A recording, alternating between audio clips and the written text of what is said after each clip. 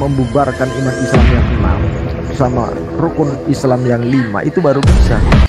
Karena kau itu istilahnya dari rukun iman yang nomor 4 yang bahwa Islam itu wajib beriman kepada 25 orang nabi, kok baru satu itu loh.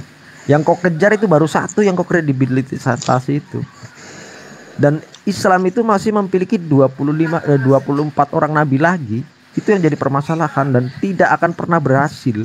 Jangankan goyang, ibaratnya daunnya saja terhembus itu tidak bisa itu loh. Boleh ikut bicara? Iya, silakan. Oh iya, silakan. Datanya dari mana Pak Sugito? Loh itu ya tadi saya sebutkan. Enggak, rukun iman, jangan bukan. Rukun iman tadi kan Pak Sugito kan bilang. Iya, apa itu? Ya kan, tidak akan bisa menggoyangkan. Tapi datanya dari mana gitu loh Pak? Ya bahwa minimal bagi orang dari Muslim itu tidak goyang. Sebab yang data dari kita berbeda gitu loh Pak Sugito. Ya kalau data dari sampean dengan dari saya ya jelas berbeda lah. Enggak. Kita ya loh katanya tadi riset, beda. Kita ada riset Pak. Iya, jadi, kami juga ada riset. Kami juga ada riset. Iya betul. Kami juga ada riset perkembangan mualaf sekarang di seluruh dunia tahu loh Bang. Perkembangan mualaf seluruh dunia tahu loh Bang sekarang. Pak gini aja Pak, saya berdasarkan data nih ya Pak. Mengapa sekarang sampai MUI sendiri juga merasa ketar-ketir dengan adanya murtadin ini Pak? Oke. Bapak pernah dengar berita itu Pak? Oh pernah, bukan dengar, saya salah ngalami. Saya ngalami, bukan dengar, saya ngalami Bang. Gini. Sebentar dulu Pak, saya bicara selesaikan dulu. Silakan. Jadi dari data-data itu Pak, MUI sempat merasa risau juga atau khawatir gitu loh. Kemudian juga kalau Bapak nonton dari YouTube, banyak ustadz-ustadz yang juga mengkhawatirkan adanya banyaknya murtadin ini. Dan bukan itu aja, saya mendapatkan informasi juga dari apologet Islam sendiri juga mengatakan seperti hal yang seperti sama Pak. Nah, dari data yang saya dapatkan Pak, entah valid entah enggak lah Pak. Ya, tahun 2021 Pak, 7 sampai 8 juta murtadin di Indonesia Pak. Kenapa begitu besar? Karena saat itu COVID sedang merajalela. Kemudian di tahun 2022 ini, dari Januari sampai Juni, anggap aja datanya itu nggak valid Pak, 300.000 Pak. Kenapa turun? Karena COVID sudah mulai meredak Pak. Itu saya memberikan data gitu loh. Silakan Pak. Udah. Anda ada data dari mana itu Pak? Tunggu dulu Bang Budi. Intern Pak. Lanjut. Anda ada yang terlewat bahwa saya ini adalah salah satu orang yang mengalaminya sendiri dan saya termasuk bisa dibilangkan orang-orang yang seperti Anda dapat gitu, yang murtad itu seperti itu. Karena pada dasarnya di Indonesia ini ketika sekitar tahun 70-an rame-ramenya dari G30 PKI itu masyarakat seluruh Indonesia itu masih banyak penganut yang aslinya adalah agama adat gitu loh. Agama adat yang tidak bisa dimasukkan ke dalam KTP.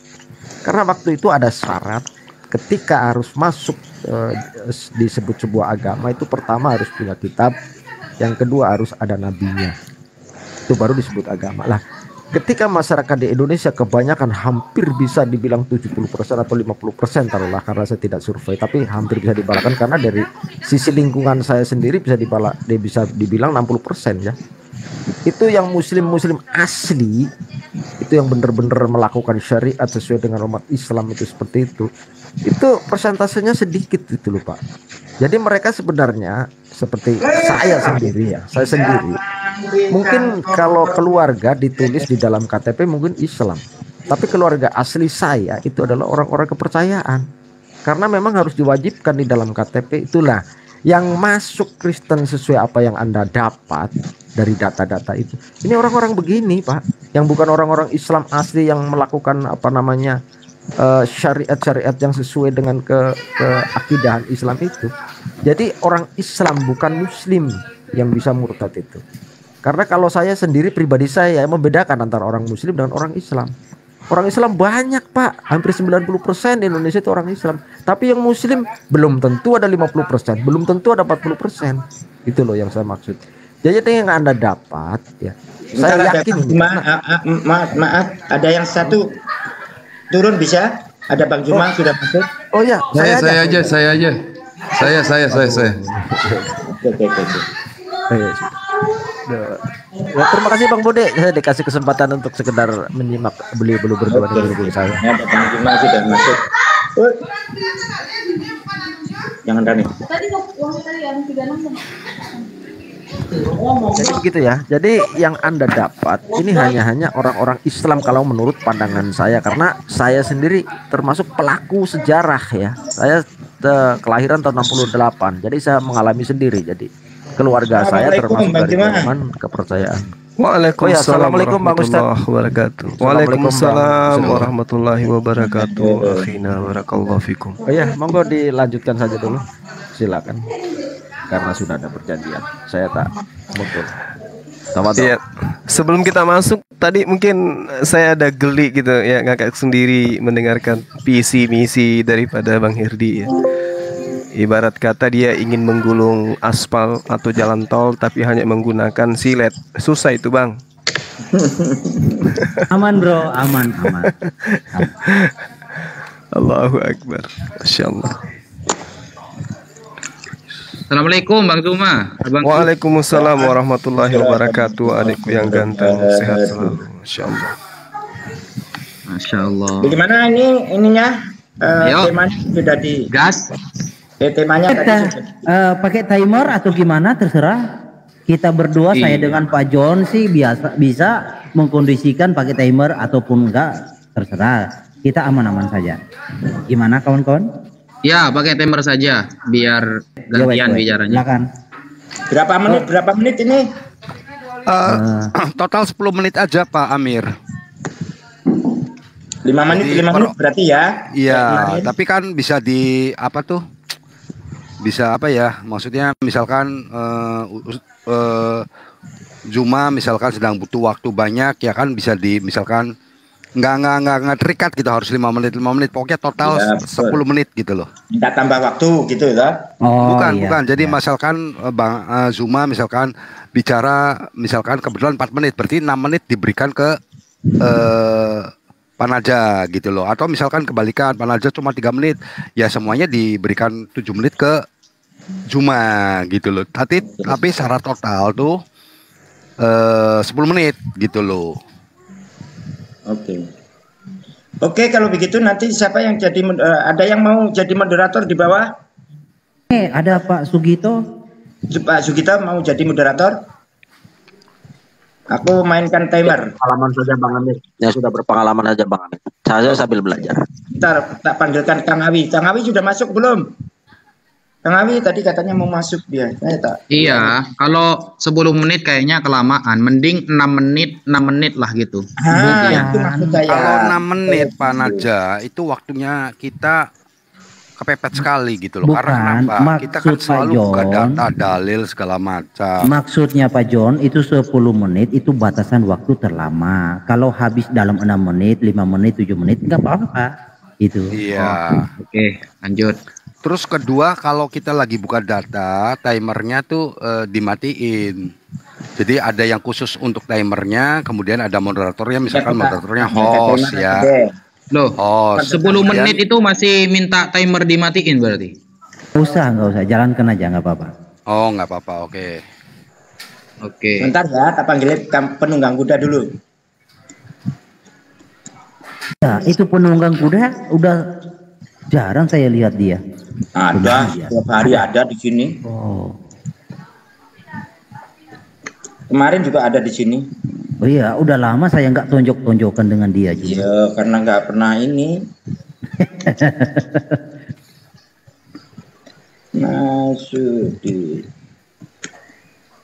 Kalau ada yang lebih berkompeten untuk dinaikkan aja, saya turun ya, Bang Amir. Iya. Nanti kan dia sudah masuk dia. Ini lagi kita panggil dia.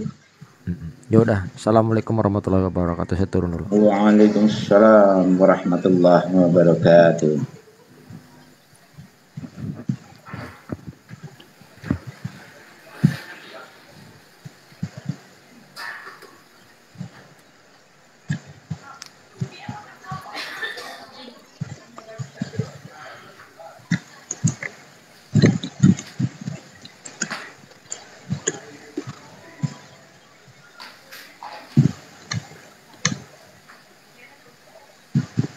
Sebentar aku tak ini dulu.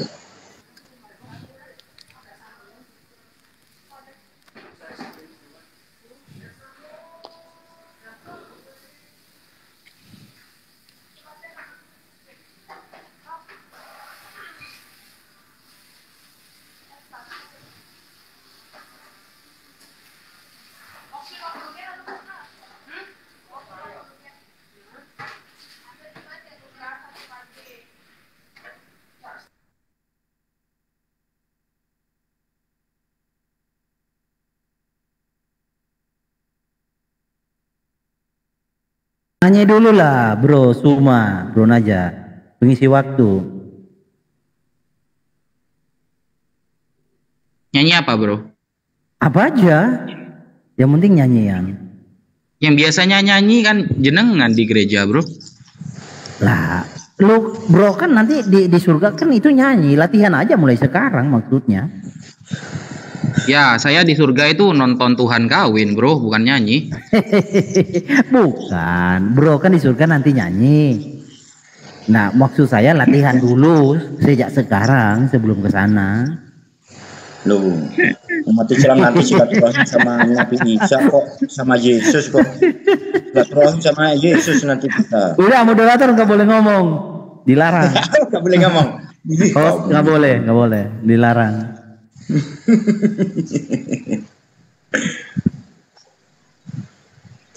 Pak John, monitor.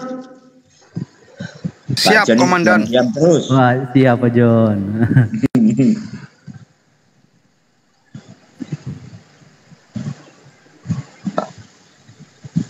Ini Rido itu siapa nih Rido? Mana penunggang kuda belum muncul-muncul? Sudah mau naik ya? Oh, iya.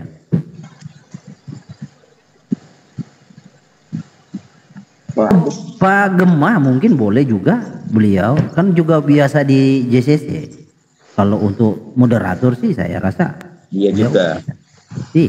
Bang Gemang kalau mau jadi moderator silakan naik.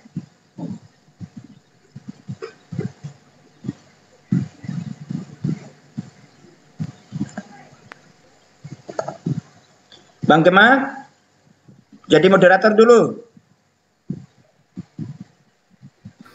Kalau jadi moderator Pak Amir aja kalau kata aku sih. Nah, yang naik tuh yang main timer gitu loh. Ini nih, aku lagi bikin timer dulu. Ya, bikin timer aja dulu. Ya, assalamualaikum. Assalamualaikum abangku. Masyaallah Bang Zuma. Waalaikumsalam warahmatullahi Allahu wabarakatuh. Akbar. Masya Allah. Nah, ini orang suara kalau saya sering ngaji ini begini, berwibawa. Sorry ya yang lain-lainnya. Bukan beri atas bang. Bukan, berwibawa, membawa deh. Ini loh suaranya menggetarkan umat Kristen sehingga semua dingin-dik beliau. Kayak tadi pagi itu si Marnasen sih siapa itu yang dari NTT itu. Gimana bang? Allahu Akbar, saya lihat ampun deh. Oke, apa kita mulai aja langsung biar nggak lama. Oke. Auzubillahi minasyaitonirrajim. Bismillahirrahmanirrahim. Assalamualaikum warahmatullahi wabarakatuh. Alhamdulillahillazi arsala rasulahu bil huda wa dinil haq liyuzhirahu 'ala ad-dini kulli wa kafa billahi syahida. Asyhadu an la ilaha illallah wahdahu la syarikalah wa asyhadu anna Muhammadan abduhu wa rasuluhu la nabiyya ba'dah. Ikhwan wa akhwat fillah, azzakumullah, baik yang ada di Komal ini, di Komal Pak Amir, maupun yang ada di seluruh para pendengar seantero jagat ini. Hari ini ada pertemuan antara Malikil Al-Malak dengan saudara kita, abang kita, guru kita yaitu Bang Zuma dijaga ya, bodyguardnya yaitu salah satunya ulama kita yaitu Ustadz Naza. Ustadz Wafi Naja. Bang Malikil didampingi juga oleh Bapak John Timothy. Semoga perdebatan ini, diskusi ini membawakan satu pelajaran buat kita yang mendengarkan. Dan saya sarankan kepada seluruh teman-teman kita semua, pegang pulpen, pegang kertas, catat apa yang mereka ucapkan. Jangan kita sia-siakan waktu kita hanya cuma mendengar, tapi kita nggak memberikan manfaat untuk pendengaran ini. Oke, kalau gitu saya memberikan waktu 5 menit ya tadi. Sorry, maaf. 6 menit. Berapa menit yang diberikan? 6 menit untuk pihak kekristenan, 6 menit untuk pihak keislaman. Nanti setelah itu diberikan waktu untuk bertanya kepada pihak masing-masing, yaitu selama 1 menit ya, biar lebih cepat aja. 1 menit. Dan apabila ada terjadi pembicaraan pada saat kita lagi bicara terus ada yang memotong, maka saya berhak untuk memotong waktu Anda selama 10 detik. Oke? Paham ya? Jadi kita nggak memandang ini Muslim ataupun kekristenan. Oke, kalau gitu saya persilakan dari pihak Muslim. Sebentar dulu, Pak Gema, Bro Gema. Ini kok jadi 6 menit sih, kan persetujuan tadi 10 menit ya maksimum ya. 6 menit tadi. Statement 6 menit. Opening statement. Opening Pak John. Oh, kurang ya. Oh, opening. Nanti kalau untuk itunya? Iya, 10 batasan tingginya. Ya. 10. Ya. Tapi kalau habis 7 menit, habis di 5 menit, tidak perlu harus menunggu 10. Lanjut. Opening statement itu 6 menit, 3 menit itu terserah Anda mau bagi 2-3 menit 3 menit atau mau 1 menit 5 menit terserah. Dan dari pihak Muslim juga 6 menit. Nanti setelah itu memberikan satu gambaran argumen selama 10 menit 10 menit. Saya persilakan untuk awalnya dibuka oleh saudara kita dari pihak Muslim. Tafadhol para ustadz, saya berikan waktu dan tempatnya. Bismillahirrahmanirrahim. Lanjut Bang Zuma, duluan Bang. Baik. Bismillahirrahmanirrahim. Assalamualaikum warahmatullahi wabarakatuh. Waalaikumsalam warahmatullahi wabarakatuh. Damai sejahtera untuk kita semua. Semangat malam dengan teman-teman Kristen. Tema kita pada malam hari ini adalah terkait dengan Al-Masih atau Mesias atau Kristus menurut pandangan Islam dan juga pandangan teman Kristen. Al-Quranul Karim itu menjelaskan dan salah satu ayat di dalam surah Al-Maidah ayat 72. A'udzubillahi minasyaitonirrajim. Bismillahirrahmanirrahim. Laqad kafaral ladina qalu innallaha huwal masihu ibnu Maryam. Jadi di sini ada kata Al-Masih. Al-Masih ini adalah gelar yang kemudian dinobatkan kepada salah satu nabi yang diimani oleh umat Islam, yang kemudian disebut anak laki-lakinya Maryam yang bernama Isa alaihissalam. Wa qala al-Masihu ya bani Israel. Lalu kemudian Al-Masih ini berkata bahwa kepada orang Israel, wahai bani Israel, ani abudullah, ya, abudullah rabbi wa rabbukum. Sesungguhnya Allah itu dikatakan oleh ayat ini ya, sembahlah Allah, Tuhanku dan Tuhanmu. Kata Masih di sini bahwa ketika orang itu tidak menyembah kepada Allah, maka dia dikatakan kafir atau ingkar terhadap eksistensi Tuhan pencipta dan bumi itu sebagai esensi yang berdiri sendiri tanpa sekutu dan tidak bisa berkembang biak. Jadi Al-Masih ini hanya gelar yang diberikan oleh Allah kepada Nabi Isa alaihissalam ketika datang kepada Bani Israel. Innahu may yursik billah faqad harramallahu alail jannah wa ma'wahunna. Dalam arti kata di sini itu neraka ya, benar. Jadi ketika kemudian dikatakan orang-orang yang mempersekutukan sesuatu dengan Allah, maka pasti baginya surga itu haram. Atau Allah mengharamkan surga bagi orang-orang tersebut dan tempatnya adalah neraka.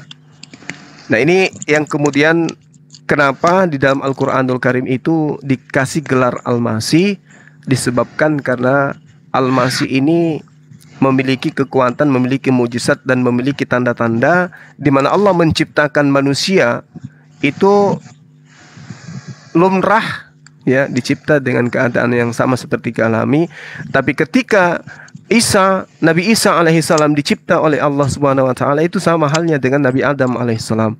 Sehingga ada gelar Al-Masih, kemudian dinyatakan dalam Al-Qur'an juga ada kata ibnu, ya.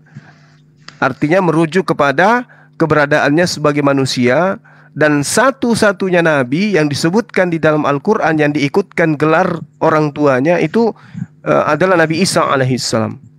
Kenapa Al-Quran menyatakan, Allah menyatakan mengikutkan nama ibunya Maryam? Agar orang-orang yang menggunakan akal sehat itu sadar, tersentak, dan terbangun bahwasanya Al-Masih ibnu Maryam ini adalah sosok manusia yang kemudian dilahirkan oleh manusia, sehingga tidak pantas kemudian dituhankan. Apapun gelarnya kemudian, apapun yang dinobatkan kemudian kepada dirinya dengan paradigma berpikir yang sesuka apa yang orang mau supaya dia dianggap sebagai Tuhan. Tetapi dengan adanya pernyataan anak laki-lakinya manusia jenis kelamin perempuan bernama Maryam, maka orang yang berakal sehat tidak akan mungkin menuhankan beliau. Demikian sementara, silakan Dinda Wafi. Oke, bismillahirrahmanirrahim. Alhamdulillah wassalatu wassalamu ala Rasulillah Sayyidina Muhammad ibn Abdillah wa ala alihi wa sahbihi wa man walah, amma ba'du. Yang pertama, mengapa Nabi Isa disebut dengan sebutan Al-Masih? Ditulis dalam kitab yang bernama Lisanul Arab yang ditulis oleh Al-Imam Ibnul Manzur. Sumiya bidzalika li'annahu kana yamsahu biyadihi 'alal 'alil wal akmah wal abras fayabra'ahu biiznillah. Jadi disebut Al-Masih, salah satunya alasan beliau disebut Al-Masih karena beliau mengusap dengan tangannya orang yang sakit, orang yang buta sejak lahir, penderita kusta, kemudian penyakit-penyakit yang lain. Dengan usapannya lalu Allah memberikan kesembuhan. Ada barokah yang Allah berikan kepada usapan Nabi Isa alaihi salam. Nabi Isa disebut dengan Al-Masih di dalam Al-Quran itu tersebut sekitar 11 atau 12 kali. Ya, 11 atau 12 kali. Salah satunya di dalam surah Ali Imran ayat ke-45. Ketika Allah berfirman, "Idz qalatil malaikatu ya Maryam." Ketika malaikat berkata, "Ya wahai Maryam, innallaha, sesungguhnya Allah, yubasyiruki, memberi kabar baik kepada kamu, bi kalimatin, dengan kalimat Allah, firman Allah, minhu ismuhul Masih, nama anak yang itu yang akan dilahirkan adalah Al-Masih, julukan, gelar. Siapa Al-Masih itu? Menjadi badal Isa bin Maryam, Isa putra Maryam, yang mana dia adalah wajihan fid dunya wal akhirah, akan terkemuka di dunia dan akhirat, wa minal muqarrabin, dan termasuk orang-orang yang dekat dengan Allah Subhanahu wa ta'ala.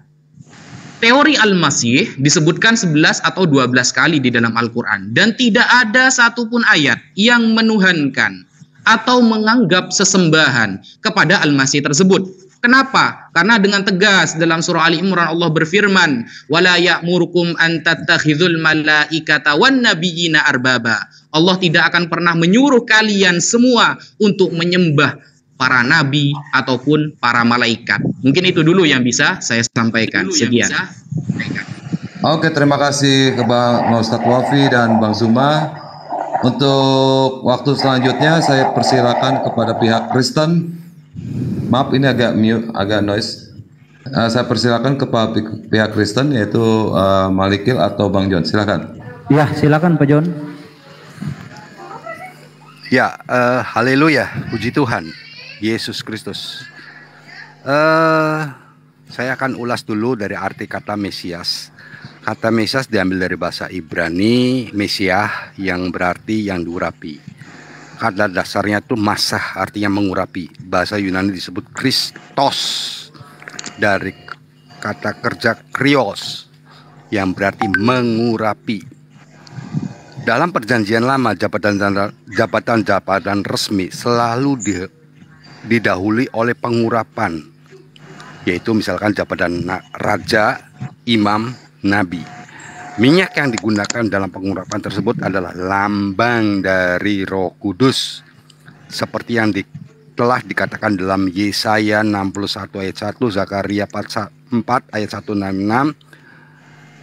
Itu adalah contoh-contohnya. Saya akan ulas dari Mesias dari pandangan Yahudi. Sebutan Mesias berakar dari pengertian Yahudi mengenai seorang tokoh pada masa depan yang akan datang sebagai wakil Tuhan untuk membawa keselamatan bagi umat Yahudi. Tokoh-tokoh yang dilantik dengan pengurapan biasanya nabi, raja, dan imam, ataupun tokoh yang dipilih Tuhan sendiri. Itu tertulis di 1 Samuel 10 ayat 1 dan Mazmur 2 ayat 2. Saya akan ceritakan mengenai Yahudi ini ya. Pertama, masa dalam pembuangan mendambakan sosok Mesias seperti Daud yang akan membawa Israel ke situasi yang lebih baik, berasal dari garis keturunan Daud, seorang penyelamat dan raja pemenang yang akan memimpin umat Israel, dan ia bahkan akan memiliki kemuliaan yang melebihi Daud. Para nabi antara lain Nabi Amos, Nabi Yesaya, dan Nabi Mika mewartakan nubuatan mesianik sebagai kritik terhadap situasi Israel yang penuh ketidakadilan, ataupun ketika umat ataupun raja berjalan menyimpang dari perintah Allah yang di surga.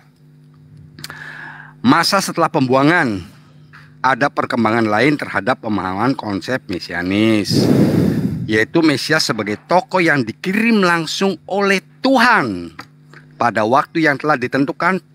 Tokoh itu disebut juga anak manusia. Perkembangan ini terlihat di kitab Daniel. Pada masa ini pemaknaan Mesias sebagai raja yang akan menggantikan tata Daud di dunia telah hilang. Barulah pada perkembangan kemudian kepercayaan akan konsep Mesias yang duniawi dari keturunan Daud dan konsep Mesias ilahi dari surga bergabung menjadi satu. Nah, kemudian saya ceritakan masa sebelum kehancuran bait kedua. Ya, sebelum kehancuran bait suci kedua pada tahun 70 Masehi telah ada berbagai aliran keagamaan seperti Farisi, Saduki, Eseni, dan Zelot. Berbagai aliran tersebut kecuali Saduki mewarisi kepercayaan mesianis yang berbeda-beda. Ada pula pemahaman mesianik yang mengharapkan pembebasan Israel secara politis seperti sosok Daud. Contohnya adalah Bar Kokhba, pemimpin pemberontak Yahudi kedua yang dilantik sebagai Mesias oleh Rabi Akiba. Masa Yudaisme rabbinik hingga kini, pada masa-masa setelah itu aspek penantian akan kedatangan Mesias tetap bertahan hingga saat ini walaupun bentuknya berbeda-beda. Kemudian gerakan Zionis yang dimulai pada awal abad ke-20 juga didasarkan pada kepercayaan akan datangnya Mesias. Artinya Mesias di Yahudi mereka masih menanti, sedangkan di Kristen sudah digenapi. Mengapa seperti ini? Karena saya kutip dari 2 Korintus 3 ayat 14. Tetapi pikiran mereka telah menjadi tumpul, sebab sampai pada hari ini selubung itu masih tetap menyelubungi mereka. Jika mereka membaca perjanjian lama yang termasuk Taurat itu tanpa disingkapkan, karena hanya Kristus saja yang dapat menyingkapkannya. Sekarang bagaimana mesianis menurut Kristen? Wow, datanya sangat berlimpah. Tapi yang terutama adalah Mesias sebagai nabi, Mesias sebagai raja, dan Mesias sebagai imam. Dan itu ternyata telah dibuktikan waktu kelahiran Yesus. Ketika raja-raja orang dari sebelah timur datang mempersembahkan hadiah kepada Yesus dan menyembah pada bayi Yesus itu dengan membawa emas, mur, dan kemenyan. Ini melambangkan dari ketiga-tiganya itu jabatan yang akan diemban oleh Mesias. Kira-kira itu aja. Silakan Bro Hedi. Waktu tinggal 1 menit. Oke, lanjut. Jadi tentang Mesias yang sudah dijelaskan oleh Pak John, kawan saya, Mesias itu adalah yang diurapi. Mesias itu adalah pemimpin. Nah, di dalam hal ini Tuhan semesta alam bertindak di alam semesta dengan firman-Nya, dengan nubuatannya, dengan tipologi, ya. Nah, Mesias adalah tipologi untuk dirinya, tipologi untuk baitnya. Dia yang menjanjikan tentang Mesias itu sejak Adam dan Hawa. Untuk apa? Untuk merealisasikan karyanya, karya penyelamatan atas manusia. Nah, dalam hal ini Mesias yang ditipologikan adalah Mesias yang dijanjikan. Dijanjikan di dalam Keluaran 3 ayat 15, Mesias yang diurapi oleh Tuhan sendiri, dijanjikan oleh Tuhan sendiri, diurapi oleh Tuhan sendiri, disediakan oleh Tuhan sendiri, ya. di dalam tipologinya ketika Abraham mau menyembelih anaknya Ishak. Lalu ketika Ishak tidak jadi, Ishak berkata, di mana domba itu? Kata Abraham, Hashem akan waktunya habis. Makasih. Bom meletus. Oke. Silakan. Bomnya sudah meletus. Oke. Untuk selanjutnya kita akan memberikan waktu kepada penarasumber dari dua agama ini selama 10 menit. Gimana waktunya ditambah dan atau gimana? 1 menit. Ya. Ditambah 10 menit Pak. Jadi Pak, karena ingin ada narasumber. Tapi Kristen mintanya 10 menit. Iya, sebentar. Ya, 10 menit.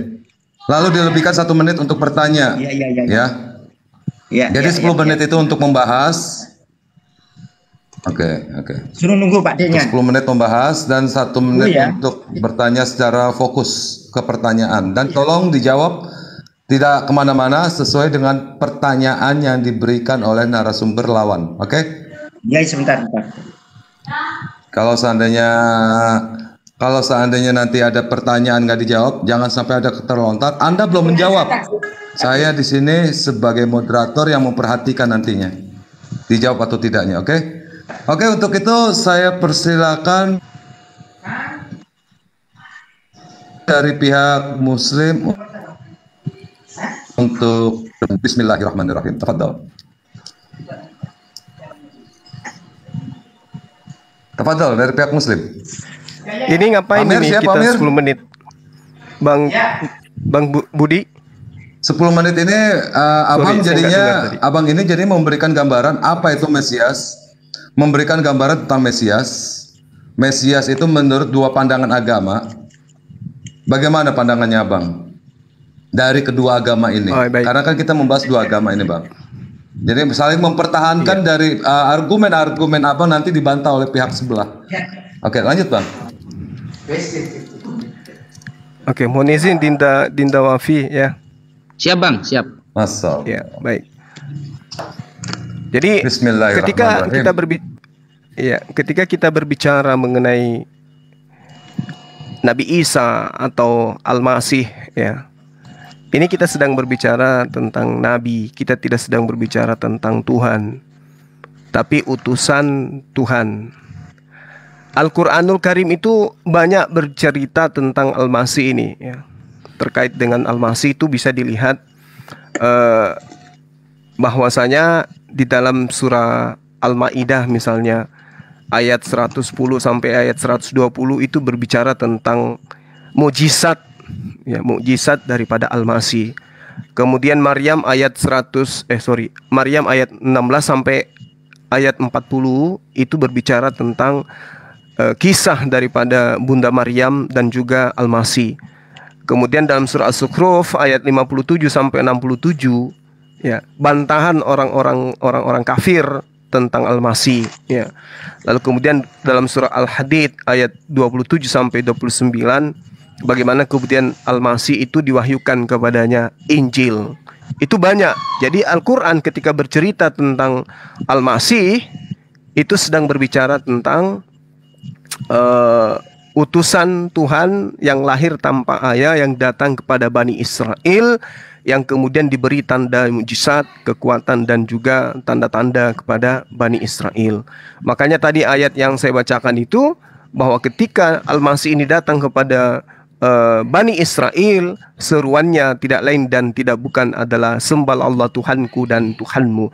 Wa qala al-Masihu ibnu ya Bani Israel ubudu Allah Rabbi wa Rabbakum. Sembahlah Allah Tuhanku dan Tuhanmu. Nah, ketika kita berbicara pondasi Islam dalam kaitannya ayat-ayat suci Al-Quran yang membahas tentang Al-Masih, maka tidak ada satu pun poin di dalamnya yang merujuk kepada kondisi Al-Masih ini adalah Tuhan yang datang dalam rupa manusia atau keistimewaan yang begitu luar biasa, yang kemudian keistimewaannya itu menyamai pencipta.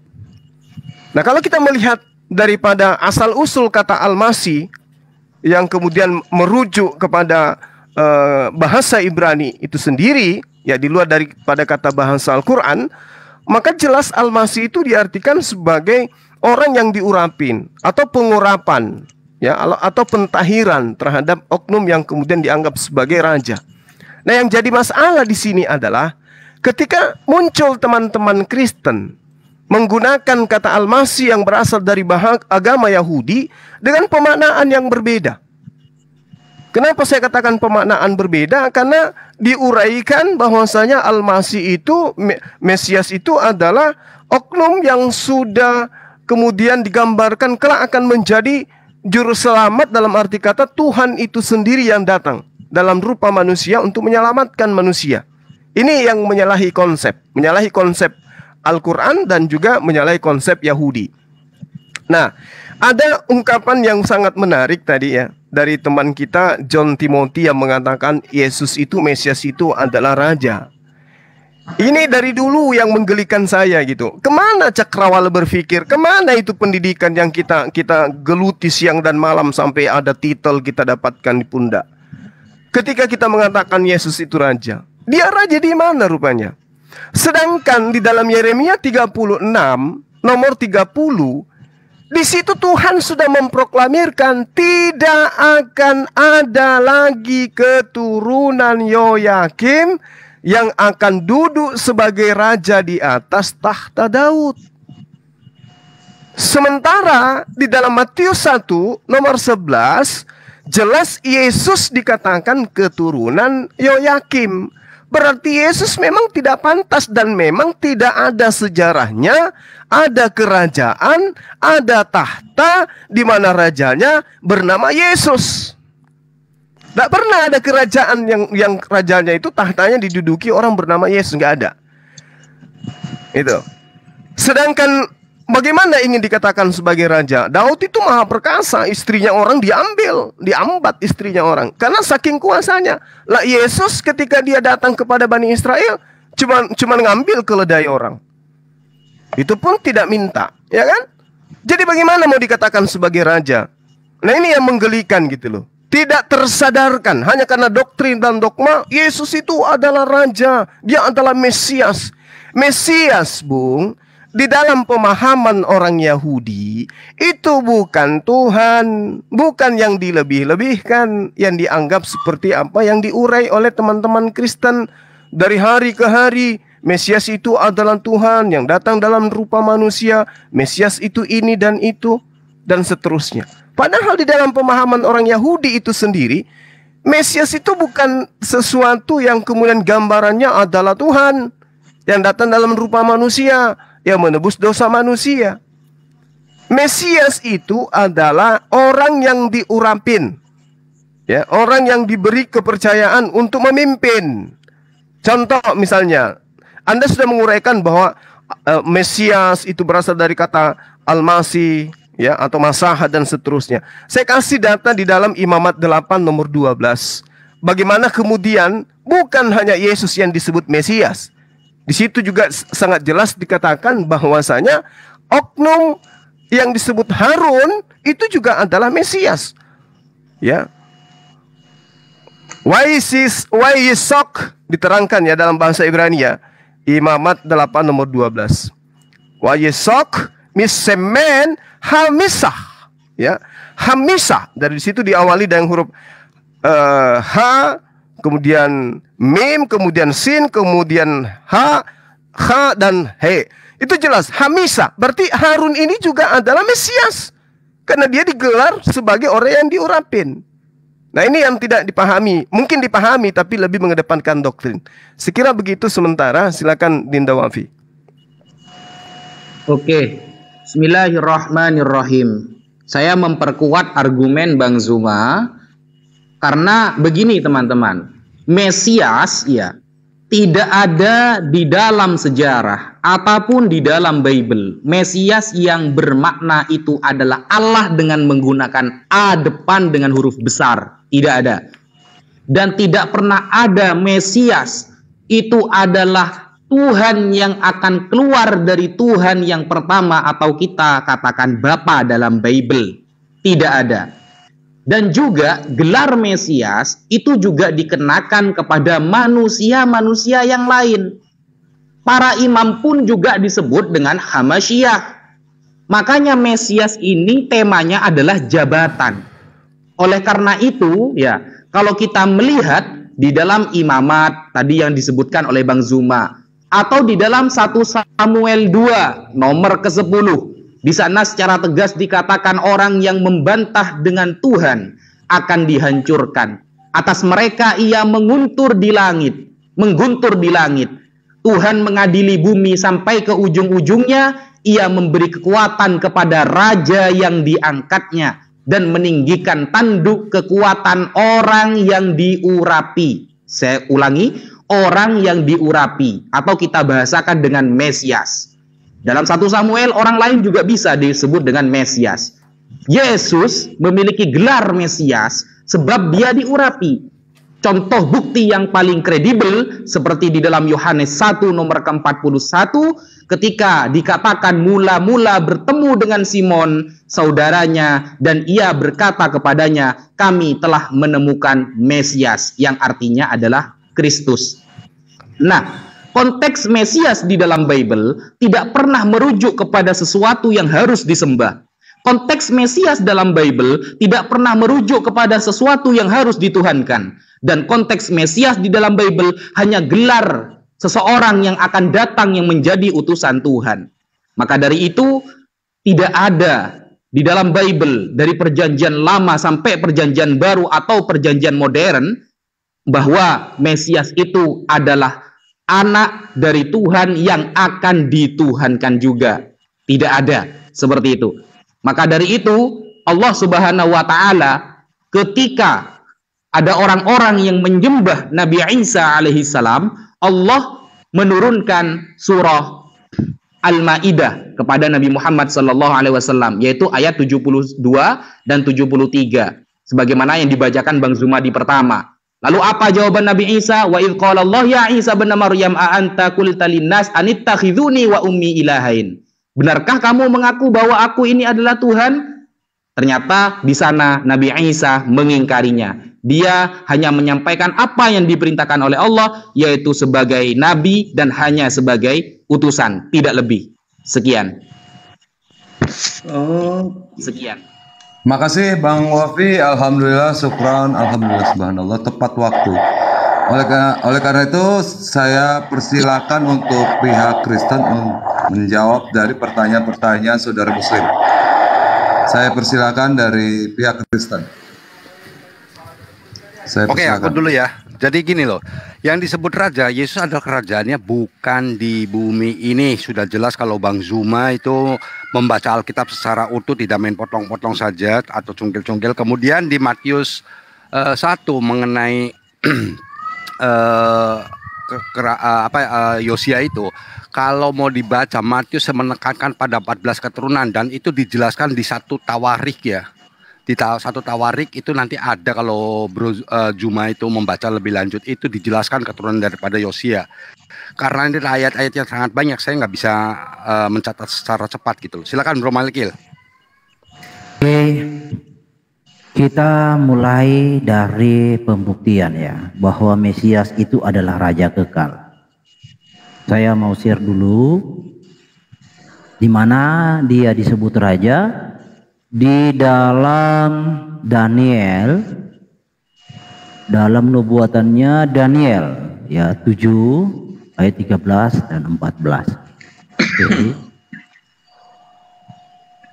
Oke. Maka kulihat dalam hayal pada malam bahwasanya adalah satu yang seperti anak manusia, bentar. Oke. Terjemahan bentar ya bro. Oke. Iya. Oke, Daniel 7 ya. 7 ayat 13 dan 14. Aku terus melihat dalam penglihatan malam, itu tampak datang dengan awan-awan dari langit seorang seperti anak manusia. Jadi di dalam pemahaman orang-orang Yahudi, seorang anak manusia ini adalah ilahi. Seorang seperti anak manusia, datanglah ia kepada yang lanjut usianya itu, dan ia dibawanya ke hadapannya. Lalu diberikan kepadanya kekuasaan dan kemuliaan dan kekuasaannya sebagai raja. Sebagai raja. Maka orang-orang dari segala bangsa, suku bangsa dan bahasa mengabdi kepadanya.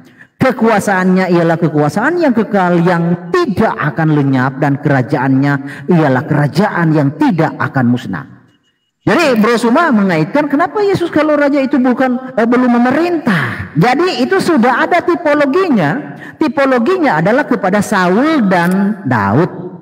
Ketika Saul menjadi raja, lalu Saul memberontak terhadap Tuhan, saat itu Tuhan juga tidak menginginkan Saul menjadi raja. Tuhan menabiskan, Tuhan mengurapi Daud menjadi raja. Tetapi Daud ketika sudah diurapi menjadi raja, dia belum memerintah karena masih ada Saul. Nah, saat ini Kristus sudah diurapi menjadi raja. Ya. Nanti dia akan memerintah ketika pemerintahan dunia ini selesai akhir zaman. Artinya ketika pemerintahan Saul berakhir atau Saul mati, disitulah Daud menjadi raja sepenuhnya. Nah, ketika dunia ini sudah berakhir, disitulah Kristus menjadi raja sepenuhnya. Dia datang di akhir zaman. Itu adalah tipologinya. Catat baik-baik. Lalu di dalam Yesaya, oke, Yesaya 9 ayat 6, ya, yang sering. Mesias itu adalah sang ilahi, ya.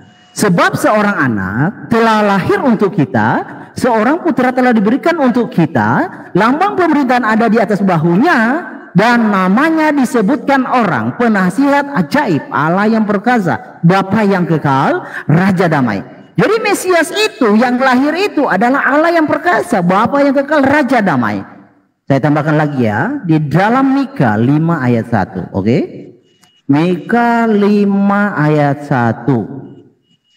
Oke, Mika 5 ayat 1. Tetapi engkau, hai Bethlehem Efrata, hai yang terkecil di antara kaum-kaum Yehuda, daripadamu akan bangkit bagiku seorang yang akan memerintah Israel, yang permulaannya sudah sejak purbakala, sejak dahulu kala. Dikonfirmasi oleh Kristus ketika orang Yahudi berkata, siapa engkau? Engkau belum 50 tahun. Sudah mengatakan sebelum Abraham itu, engkau sudah melihat Abraham. Kristus menjawabnya, sebelum Abraham jadi aku sudah ada. Ini adalah konfirmasi ayatnya, bahwa Kristus itu sebelum lahir, ya, dia sudah ada sebelum segala zaman.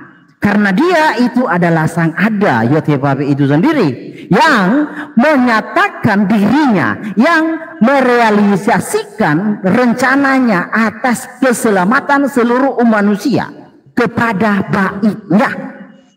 Jadi Tuhan yang adalah roh, ya, untuk merealisasikan janjinya tentang penyelamatan dan penebusan, ya, dia wujudkan di dalam baitnya yang menjadi juru selamat.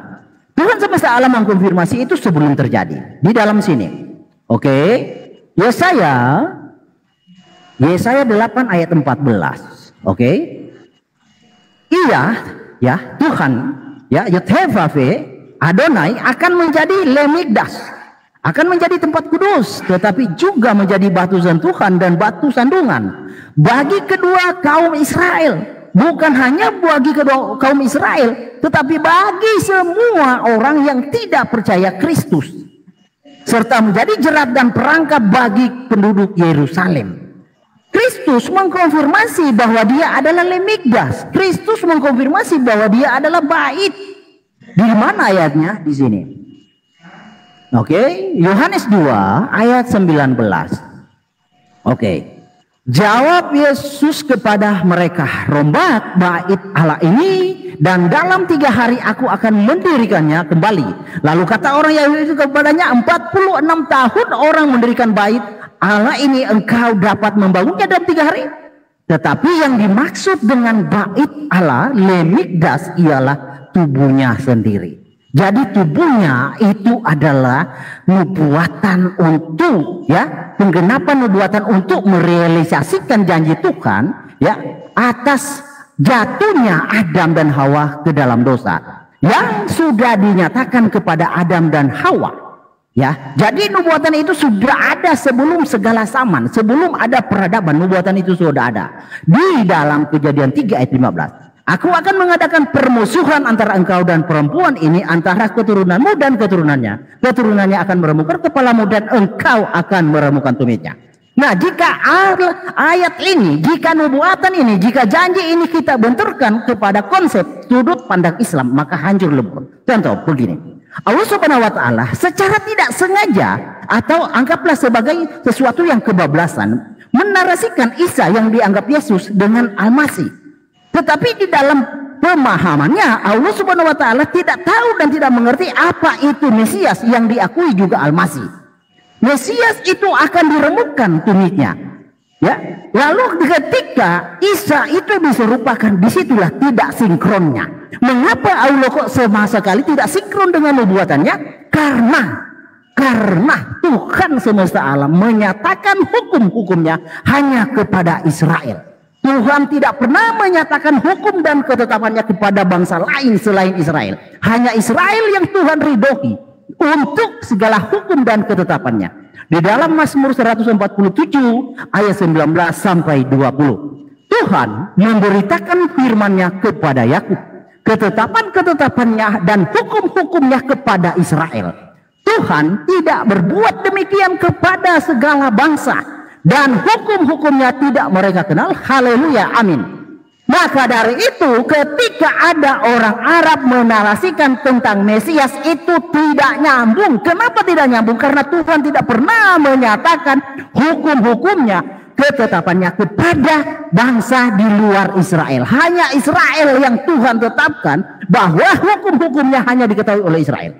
Maka dari itu ketika ada orang Arab yang menarasikan kami mengimani Isa sebagai Al-Masih, tetapi tidak tahu misinya apa, karena inilah Tuhan semesta alam tidak menyatakan kepada segala bangsa, hukum-hukumnya tidak mereka kenal. Jadi bukan sesuatu yang menjadi pertanyaan di dalam kekristenan kami. Kami sudah mengerti dan tahu bahwa orang Arab ini hanya mengklaim saja. Tidak ada yang dinyatakan kepada bangsa lain selain Israel. Hanya Israel yang Tuhan tetapkan sebagai penggenapan janjinya atas keselamatan seluruh umat manusia. Misinya adalah penyelamatan. Misinya adalah penebusan. Lalu kalau dilarikan, buat apa disematkan amal sih? Buat apa disematkan Al-Masih? Saya yakin 1.000.000% jika Allah Subhanahu wa taala tahu misi sang Mesias, maka tidak mungkin disematkan Al-Masih. Bom sudah berbunyi. Oke, terima kasih. Waktunya sudah habis. Oke, waktu sudah habis. Silakan dari pihak Muslim untuk membantah dari ayat-ayat yang Herdi keluarkan tadi bersama dengan Pak Timothy. Yaitu salah satunya kitab Matius, di kitab Tawarik, di kitab Yesaya, Mika, dan yang lain-lain. Tafadhol untuk pihak Muslim. Sini dulu. Lanjut, silakan, Bang. Silakan. Mau ngapain? Mau buat ini. Bang Zuma. Silakan, Ustaz Wafi Nazar. Oke, sorry, termute. Yang pertama ya, coba kita lihat ya teman-teman sekalian. Ternyata kebenaran itu datang dari Yahudi ya. Tapi kita tidak pernah melihat ada segerombolan Yahudi yang datang ke Indonesia mengajarkan ajaran Kristen. Artinya sehebat apapun saudara menyampaikan kebenaran dari Yahudi, satu, Tuhan justru tertera di dalam kitab yang Anda pegang itu kutukannya ditujukan kepada Yahudi, dan tidak pernah mengutuk orang-orang yang di luar daripada Yahudi. Lalu kemudian ketika Anda mengatakan bahwasanya Yesus itu adalah penggenapan dari Mesias dari kitabnya orang Yahudi, sayangnya yang punya kitab tidak pernah melirik Yesus. Nah inilah buktinya ya. Jangankan orang Yahudi, saya orang Indonesia saja itu paham betul dan tahu persis bagaimana kemudian teman-teman Kristen ini mengolah data yang tidak sesuai dengan fakta. Kejadian 3 nomor 15. Aku akan mengadakan permusuhan antara engkau dan perempuan ini. Oke. Perempuan yang dimaksud di sini bukan Maryam, bukan Maria. Tapi perempuan yang dimaksud di situ adalah Hawa. Antara keturunanmu dan keturunannya. Oke. keturunannya akan meremukkan kepalamu dan engkau akan meremukkan tumitnya. Kalau saudara mengakui bahwa ini adalah untuk Maria, berarti jelas gugur kemesiasan versi Kristen. Karena versi Kristen Mesias itu adalah raja, adalah Tuhan itu sendiri yang datang dalam rupa manusia. Ternyata dia dari keturunan wanita, gugur. Karena Tuhannya orang Yahudi tidak berkembang biak. Sementara Kejadian 3 nomor 15 ini adalah berbicara tentang berkembang biaknya perempuan tersebut. Atau Anda sudah mulai memahami bahwa Tuhan Anda memang berkembang biak gitu. Punya saudara, punya opung, punya tante, punya paman, punya sepupu. Ya mungkin saja ya hari ini Anda sudah berubah gitu loh. Ternyata Tuhanmu itu punya silsilah dan Tuhan Anda itu berkembang biak.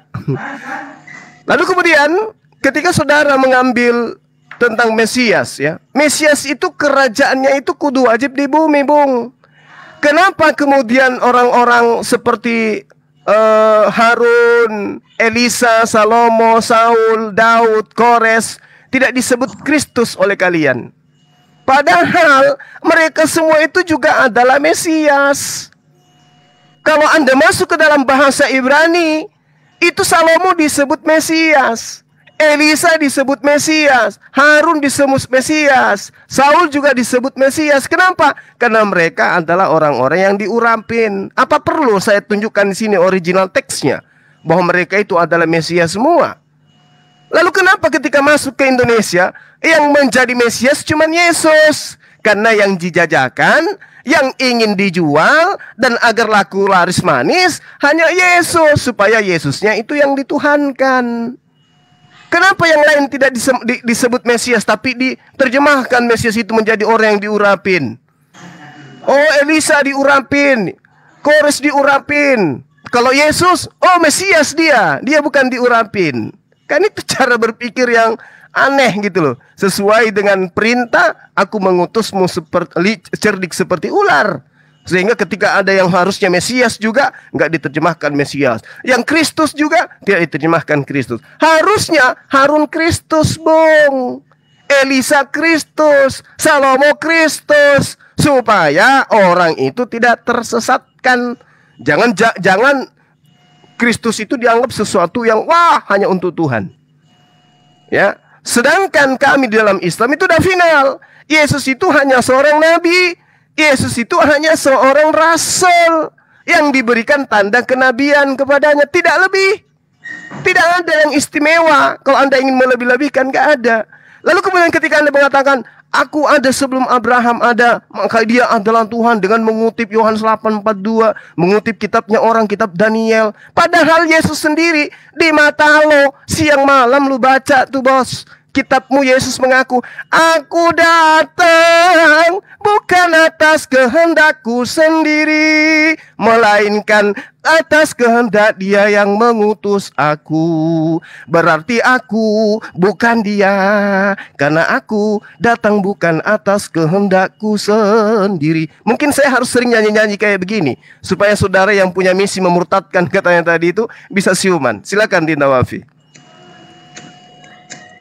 Oke, bismillahirrahmanirrahim. Yang pertama saya akan membantah ayat Daniel 7 nomor 14. Di sana sangat jelas raja selama-lamanya. Lalu dikait-kaitkan kepada Yesus yang sebenarnya itu tafsiran tanpa dasar ya. Tidak ada fakta sejarahnya. Karena sampai detik ini pun Palestina justru umat yang paling sedikit itu malah umat golongan kalian gitu loh. Raja yang mana maksudnya? Coba kita datang ke Palestina, ke Yerusalem sekarang. Apakah ada kerajaan Yesus di sana? Katanya selama-lamanya. Apakah Kristen menjadi mayoritas di sana? Katanya selama-lamanya. Ternyata Yesus gagal gitu loh. Berdakwah di desanya sendiri gagal. Ternyata umat Islam di sana yang mayoritas. Orang kalian kan tidak ada gitu. Kemudian ketika Anda berdalil dengan Yesaya 9 nomor ke-6, ya, bahwa di sana dikatakan sebab seorang anak telah lahir. Ingat, di dalam Ibrani telah lahir itu menggunakan bahasa yulat. Nah, kata-kata yulat itu telah benar-benar dilahirkan, bukan untuk Yesus. Kenapa? Karena kata yulad dalam bahasa Ibrani itu disebutkan beberapa kali dalam perjanjian lama. Dan itu maksudnya memang anak yang sudah benar lahir. Jarak antara Yesaya dengan Yesus itu 700 tahun, bayangkan. Emangnya Yesus turun berapa kali? Disalib berapa kali? Tersiksa berapa kali memangnya? Coba kita buka di dalam Kejadian 4 nomor 26. Ketika dikatakan, lahirlah seorang anak laki-laki bagi Set juga, dan anak itu dinamai Enos. Di sana menggunakan kata yulad, dan Enos benar-benar sudah lahir saat itu. Kemudian kita buka di dalam Kejadian 35 nomor 26, ketika dikatakan dan anak-anak Zilpa, budak perempuan Lea, ialah Gad dan Asher. Itulah anak-anak lelaki Yakub yang dilahirkan juga menggunakan kata yulad, dan saat itu anak itu benar-benar dilahirkan. Di dalam Hakim-Hakim 18 nomor 29 juga menggunakan kata yulad bagi Israel. Tetapi nama kota itu dahulu adalah Les, diterangkan dalam Hakim-Hakim itu. Dan anak itu memang benar-benar lahir. Kenapa kok ketika jatuh kepada Yesaya 9 nomor 6 kok malah lahirnya 700 tahun setelahnya?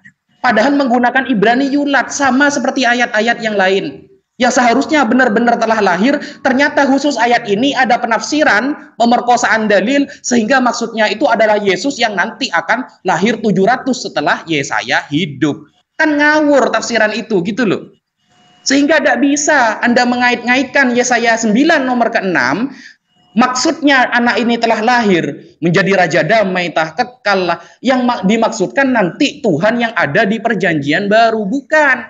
Karena kata-kata Ibrani yulad itu sangat banyak di dalam perjanjian lama. Salah satunya ayat-ayat yang saya sebutkan. Itu baru sebagian. Andaikan saya sebutkan malam ini 1 jam tidak selesai, gitu loh. Jadi kata yulad ini bukan bukan disebutkan hanya di Yesaya 9 nomor 6, Her. Itu yang harus Anda pahami. Makanya kita itu belajar original teks agar paham mana penafsiran yang ngawur, mana penafsiran yang sesuai dengan original teksnya. Sedangkan di dalam Al-Quran, ketika para ulama menjadikan dua metode tafsir, ada tafsir bil ma'thur dan ada tafsir bil ra'yi, maka tidak akan bertentangan dengan teks asli dalam original teksnya, terutama masalah Mesias, atau kita katakan Al-Masih. Itu. Jadi Anda harus paham itu, gitu loh. Mungkin itu dululah, karena saya lupa ya ayat-ayat apa saja tadi yang dibawa Herdi, kebanyakan. Lanjut Bang Zuma, tinggal 1 menit Bang. Ya, silakan Bang Zul. Oke, baik. Ketika kemudian saudara mengatakan bahwa Yesus itu akan menjadi raja, dan rajanya itu di atas raja, dan itu nanti terjadinya di hari kebangkitan. Oh, ngapain nggak gitu ya? Matius 19 nomor 28 itu loh. Setiap saat Anda baca, makanya jangan keseringan cuman baca dalil-dalil hadis-hadis palsu. Ya, apabila anak manusia, ini anak manusia kok jadi raja, di mana dia? Bersemayam di atas tahta kemuliaannya. Kamu yang telah mengikut aku akan duduk juga di atas 12 tahta untuk menghakimi ke-12 suku Israel. Cocok dengan Islam bahwa Nabi Isa alaihissalam itu terkemuka di dunia, di akhirat. Cocok dia. Dia jadi pemimpin nanti untuk menghakimi Bani Israel. Lu Bani Israel, siapa yang ngajarin non-Israel untuk menuhanku? Ayo, maju ke depan sini. Maju-maju yang ngajarin orang non-Yahudi menyembahku. Ayo, maju ke depan sini. Gitu nanti hakimnya. Oke, makasih. Oke. Siap, Bang Zuma. Makasih, Bang Zuma. Makasih. Oke, dari tanggapannya Bang Zuma tentang masalah penubuatan Yesus itu di kitab Yesaya, ternyata dibantahkan oleh Ustadz Naza dan Ustadz Zuma. Tolong diperjelas lagi dari pihak kekristenan untuk menjawab semua bantahan dari Bang Zuma. Silakan. Iya, moderator tolong diingatkan pertanyaan daripada Bro Malikil tidak ada yang dijawab ya, itu satu. Kedua, saya akan mulai ya. Saya bicara nanti akan mulai waktunya. Saya hanya mengingatkan. Sebentar Pak. Tadi awalnya saya udah bilang, sebentar, saya stop dulu waktunya. Saya udah bilang dari tadi, jangan sampai mengeluarkan kalimat yang katanya tidak dijawab. Semua apapun yang dibicarakan Bang Zuma, ini saya catat. Pak Naza itu menjawab semua pertanyaan dari Bro Malikil. Oke, Bang Zuma terserah. menjawab semua apa yang ditanyakan. Berarti Anda tidak. Ya. Udah. Ini ada Oke, jawabannya ya. semuanya. Oke. Nanti Sebentar. Ini untuk framing ya. Saya sebutkan satu-satu. Emang Ya, saya pertanyaannya apa 96 Bang tadi Budi? Emang disebutkan mereka sama bertanya? Bro Malikil. Mereka itu mengeluarkan ayat dibantah sama Bang Zuma. Mereka nggak ada Gitu bertanya loh. kok. Tentang Udah, masalah lanjut. Oh iya.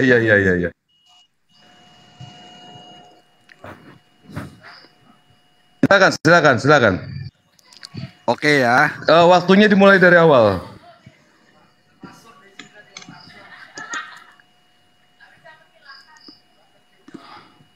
Silakan. Oke, kebenaran Yahudi ya tadi Kristus tidak diakui. Ini aduh kasihan juga nih teman-teman kita dari Islam. Kristus itu orang Yahudi, murid-muridnya juga orang Yahudi. 4.000 5.000 orang dibaptis sekaligus itu. Kemudian coba lihat dari Eropa yang begitu tadinya malah menindas, akhirnya sejarah membuktikan Eropa dijadikan Kristen semua zaman dahulu ya. Kemudian mungkin kurang informasi atau telat atau kurang jauh ya pengetahuannya ya. Itu Messianic Jews itu sangat berkembang sekali di Israel saat ini, dan bukan hanya di Israel saja tetapi seluruh dunia Messianic Jews. Artinya orang Yahudi mengakui Yesus sebagai Kristus juru selamatnya. Oke. Kejadian 3:15 nggak bisa baca atau gimana? Itu keturunannya, bukan perempuan, tapi keturunannya dibaca yang baik-baik. Ya, kemudian Mesias kerajaannya di mana? Aduh, sayang sekali tidak diakui. Pilatus saja mengatakan, dibaca lagi di Lukas, di Matius, di Markus ada sekali itu. Daniel 7:14. Nah, disinilah kalimat-kalimat figuratif ditelan sebagai kalimat-kalimat yang letterleks gitu. Akhirnya nyangkut di tenggorokan, nggak ngerti artinya. Oke, itu kitab nubuatan, bro. Kejadian 5:4 set itu, aduh ini lagi payah sekali, tidak mau dibaca dari salam satu perikop, hanya comot-comot ayat saja karena untuk menguntungkan gitu loh. Tidak mengerti nubuatan karena memang tidak dikenal gitu dalam Islam. Apa sih nubuatan? Bingung mereka, iya kan? Kemudian soal Yesus tadi udah jelas sekali bahwa Yesus adalah sebelum keadaannya semua sudah dibuatkan. Oke, lanjut Bro Malikil. Oke, jadi tentang Yesaya 9 ayat 5, sebab seorang anak telah lahir untuk kita, seorang putra telah diberikan untuk kita, ya. Itu digenapi di dalam Lukas 2 ya. Ya, jadi ini pemahaman tentang sudah lahir. Bukan, ini pemahaman Kristus itu sudah ada sebelum segala zaman. Ya. Itu dijelaskan di dalam Mika 5 ayat 1. Sudah dijelaskan di sana bahwa permulaannya sudah ada sejak purbakala, sejak dahulu kala. Itu penjelasannya. Nah, harusnya baca dari ayat 1. Tetapi tidak selamanya akan ada kesuraman untuk negeri yang terimpit itu kalau dahulu Adonai merendahkan tanah, sebentar saya lupa open game ya. Merendahkan tanah Sebulon dan tanah Naftali, maka di kemudian hari ia akan memuliakan jalan ke laut. Jadi di kemudian hari. Jadi bahasa ini telah lahir ini mengindikasikan bahwa anak yang lahir itu adalah anak yang permulaannya sudah ada sejak dahulu kala, sejak purbakala. Dia adalah sang kekal. Itu makanya dibuatlah di sini penasihat ajaib, Allah yang perkasa. Karena tidak ada orang yang lahir itu ya yang disebut dia itu adalah orang yang ada sudah jauh kala, nggak ada. Dia ada saat itu. Tetapi di sini mengindikasikan bahwa Kristus itu adalah Alfa Omega, Allah yang perkasa. Karena yang lahir itu adalah Allah yang perkasa, Bapa yang kekal itu. Gitu. Lalu kawan semua menyatakan tadi bahwa keselamatan itu hanya dari Israel, hanya dari Yehuda. Benar sekali. Kalau Anda percaya keselamatan itu hanya dari Yahudi, mengapa Anda sekarang percaya dari Arab? Logikanya gimana? Jadi kalau Anda mengimani keselamatan itu datang dari bangsa Yahudi, datang dari Israel, mengapa pula sekarang Anda mengimani datang dari Arab? Nah, kayak gitu kawan. Lalu tentang apa tadi ya? Mesias, Harun juga Mesias. Iya, Mesias itu kan pemimpin. ya, baik pemimpin secara ritual agama, pemimpin secara kenegarawan. Ya, Mesias itu pemimpin secara ritual agama yang disebut imam besar. Harun dinobatkan sebagai imam besar. Kristus juga imam dalam aturan Melkisedek. Kristus juga sebagai raja dalam aturan dari Daud. Begitu kawan. Memang Allah Subhanahu wa taala tidak paham hal ini. Saya pahami karena tadi sudah saya kasih alasannya. Saya sudah kasih alasannya bahwa Allah Subhanahu wa taala tidak mengerti akan hal ini karena Tuhan yang benar, ya, yang dinyatakan di dalam Quran itu bahwa hanya Israel Tuhan yang benar, ya, sudah menyatakan di dalam Mazmur 147 bahwa hukum dan ketetapannya, ingat nih, ini harus disinggung nih. Tuhan memberitakan firman-Nya kepada Yakub, ketetapan Tuhan dan hukum-hukum Tuhan kepada Israel. Tuhan tidak berbuat demikian. Apa yang demikian? Tentang ketetapannya dan hukumnya. Tuhan tidak berbuat demikian kepada segala bangsa. Ya, dan hukum-hukumnya tidak mereka kenal. Siapa mereka? Bangsa-bangsa selain Israel. Haleluya, amin. Maka dari itu ketika kita membahas tentang Mesias, apa misinya? Kalau kita komparasi ke dalam Quran, Quran tidak mengerti. Quran tidak bisa menguraikan, baik hadis maupun tafsir tidak ada menjelaskan secara spesifik apa misi sang Mesias. Yang kita bahas ini Mesiasnya, ya, bukan oknumnya. Jadi kalau tentang Mesiasnya yang dipahami di dalam kekristenan maupun Yahudi, secara misi tidak ada yang menolak. Israel, Yahudi sekarang juga mengimani misinya itu. Yang ditolak oleh Israel, Yahudi sekarang bukan misinya, tetapi oknumnya. Bedakan menolak misinya dengan menolak oknumnya. Yang ditolak orang Yahudi itu oknumnya, bukan misinya. Secara misi, kekristenan dan Yahudi tidak ada yang berbeda. Kekristenan dan Yahudi percaya Mesias itu adalah raja segala raja. Dan segala bangsa akan sujud. Di dalam kitab Zohar 132 dikatakan di sana. Dan itu juga di dalam kitab Zakaria 14 ayat 17. Tetapi bila mereka dari kaum-kaum di bumi telah datang ke Yerusalem untuk sujud menyembah kepada Raja Yod-Heh-Vav-Veh semesta alam, maka kepada mereka tidak akan turun hujan. Jadi Raja itu adalah Yod-Heh-Vav-Veh semesta alam. Jadi bagaimana Tuhan yang adalah Ruah merealisasikan dirinya menjadi Raja? Sebab dia sudah menyatakannya, dia adalah Raja. Tetapi orang Israel dalam ketegar-teguhannya menolak. Di dalam Zakaria 14 ayat 9, maka Adonai akan menjadi raja atas seluruh bumi. Pada waktu itu Adonai adalah satu-satunya dan namanya satu-satunya. Jadi yang menjadi raja itu adalah Adonai, Yod-Heh-Vav-Veh itu, pencipta itu, lewat baitnya, lewat tubuhnya, yaitu Kristus Yesus. Di dalam Lukas dinyatakan, Lukas 1 ayat 33, dan ia akan menjadi raja atas kaum keturunan Yakub sampai selama-lamanya, dan kerajaannya tidak akan berkesudahan. Jadi Kristus Mesias Al-Masih itu adalah raja. Bagaimana di dalam Quran tidak ditemukan bahwa Al-Masih itu adalah raja? Kenapa tidak ada? Karena Allah Subhanahu wa taala itu tidak mengerti, tidak tahu apa ketetapan Tuhan yang Maha Kuasa atas alam semesta. Ya, dan ia akan menjadi raja atas kaum keturunan Yakub sampai selama-lamanya, dan kerajaannya tidak akan berkesudahan. Jadi janji Tuhan, ya, tentang penyelamatan, tentang kepemimpinan, tentang kepenguasaan itu Tuhan sudah nyatakan jauh sebelum terjadi. Contoh kepada Abraham di dalam Kejadian 26,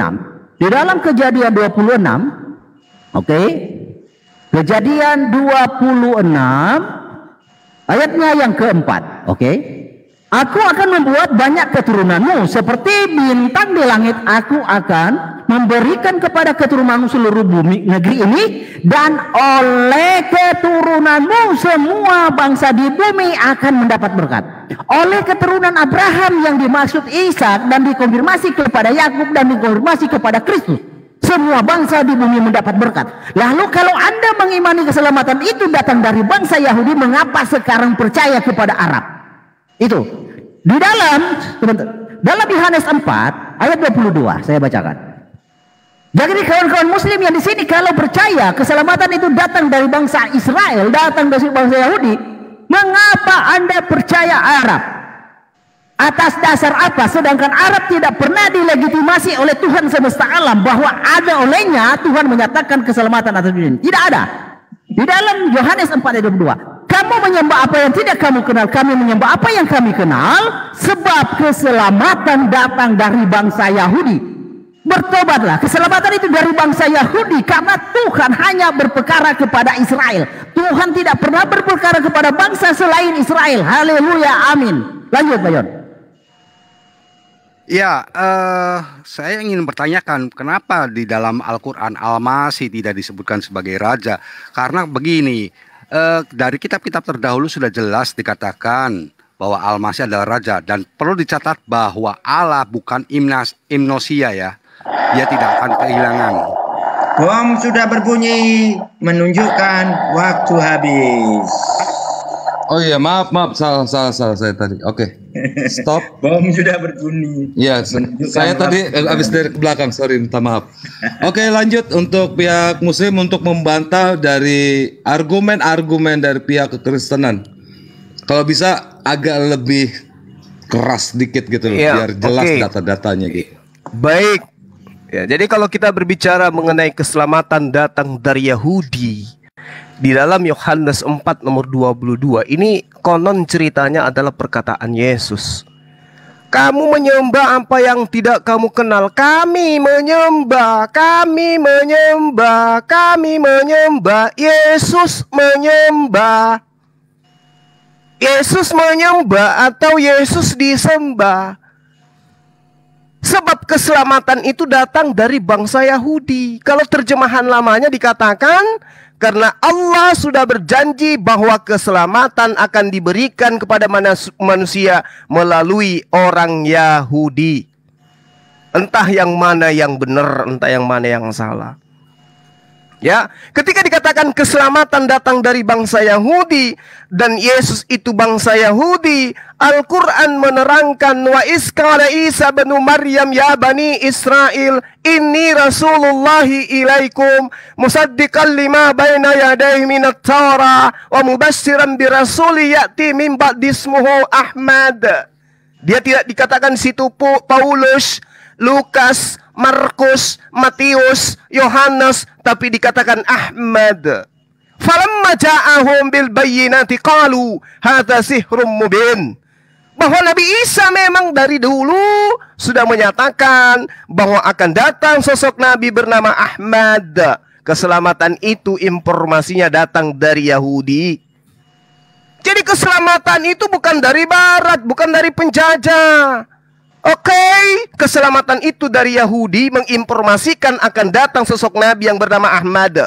Bukan berarti keselamatan dari Yahudi, orang Yahudi, anak bayinya yang lahir dari kandang hewan, itu yang harus disembah menjadi Tuhan. Bukan itu polanya, kawan. Ketika saudara mengatakan Yesus orang Yahudi, murid-muridnya orang Yahudi, Eropa sekarang semuanya adalah Kristen. Bung. Lihat di dalam Matius 23 nomor 15.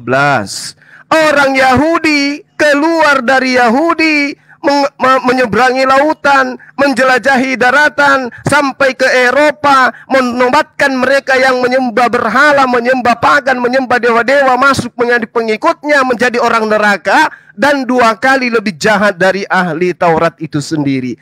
Jadi Bang Bingbong, kalau Anda mengakui Eropa Kristen, ya, saya katakan kepada Anda, mereka adalah beragama cikal bakal dari orang-orang Yahudi. Akar agama mereka dari orang Yahudi. Sedangkan Yesus mengatakan, celakalah engkau wahai ahli Torah, orang Farisi, orang munafik, engkau menyeberangi lautan, menjelajahi daratan untuk mentobatkan orang masuk ke agamamu menjadi orang neraka dan menjadi 2 kali lebih jahat daripada ahli Taurat itu sendiri. Agama mana yang berakar dari Yahudi? Dari ahli Torah, dari orang Farisi. Just Bang Bingbong, Anda harus sadari itu agama Anda yang 2 kali lebih jahat daripada ahli Torah itu sendiri.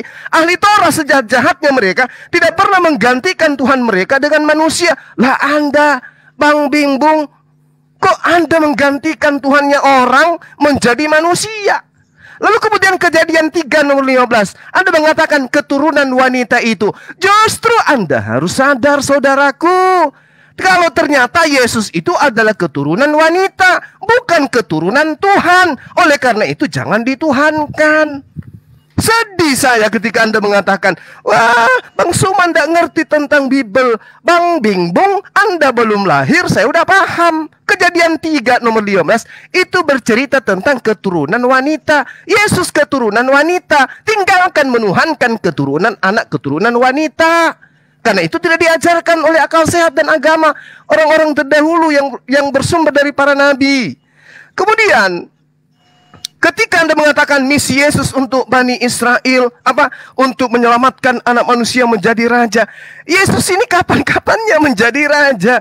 Matius 15 nomor 24, konon itu adalah pengakuan Yesus. Aku diutus hanya untuk Bang Bingbung dari Yahudi. Diutus untuk domba-domba yang datang dari bangsa Yahudi. Bukan kalian.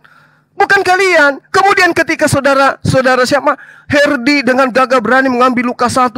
Yesus akan menjadi raja di atas kerajaan keturunan Yakub. Wah. Ini otak disimpan di mana rupanya ya? Baca Bible itu pakai otak, Bung. Jangan disimpan di laci otaknya. Yeremia 36 nomor 30 sudah kukatakan samamu. Yesus tidak akan pernah duduk menjadi raja di atas keturunan Yakub. Fakta sejarah membenarkan saya. Kitabmu juga membenarkan saya. Adapun Lukas ini sopo. Lebih di kitabnya orang jelas-jelas Yeremia 36 nomor 30. Tidak akan ada lagi keturunan dari Yoyakim yang akan duduk di atas tahta Daud.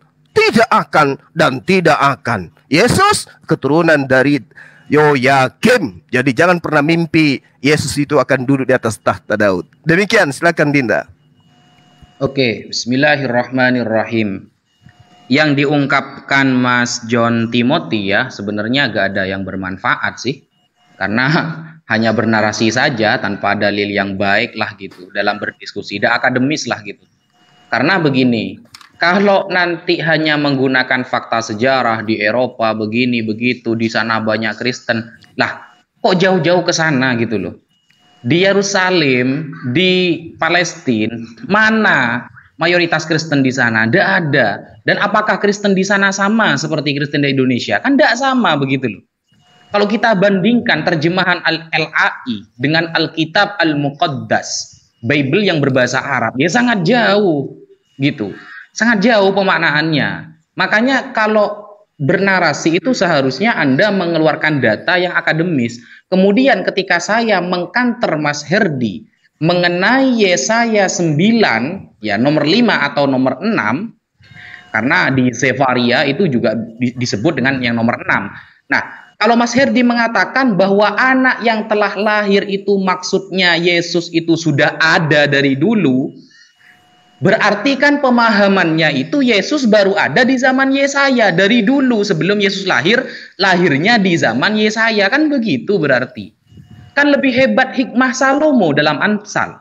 Di dalam Amsal dijelaskan bahwa hikmah Salomo juga diterangkan seperti itu. Sebelum dunia diciptakan dia sudah ada juga. Kan begitu. Kenapa kok tidak Salomo aja yang kamu tuhankan? Kok malah Yesus? Sedangkan dalam memahami konteks terjemahan Mas Herdia, karena jenengan akademisnya lewat terjemahan, itu kan kita harus merujuk kepada original teksnya. Dalam original teks itu bukan disebutkan Yoleden, bukan akan lahir, tapi disebutkan Yulat, telah lahir. Nah, dalam Ibrani Yulat itu ternyata beberapa kali disebutkan di dalam Perjanjian Lama, bukan sekali Mas Herdi, gitu. Jadi Anda kalau mengatakan hanya Yesaya inilah yang merujuk kepada Yesus kan lucu. Padahal di ayat-ayat lain yang menyebutkan kata-kata Yulat itu ternyata anaknya benar-benar sudah lahir saat itu gitu loh. Kemudian masalah keselamatan ada pada bangsa Yahudi. Bang Zuma dengan saya menarasikan apa yang tertulis di dalam Bible Anda. Bukan berarti kita meyakini apa yang ada di dalam Bible Anda itu benar. Ini namanya diskusi teori muqabadah. Muqabadah itu menyerang lawan dengan menggunakan dalil dalam kitab lawan. Begitu. Anda kok malah mengatakan kenapa kamu meyakini keselamatan dari bangsa Yahudi, tapi kamu kok tidak menjadi orang Kristen. Lah, seharusnya kita yang bertanya kepada Anda, kenapa Anda kok tidak jadi orang Yahudi saja? Karena keselamatan hanya ada pada bangsa Yahudi. Kenapa kok tidak jadi Yahudi saja kamu? Kok masa jadi Kristen?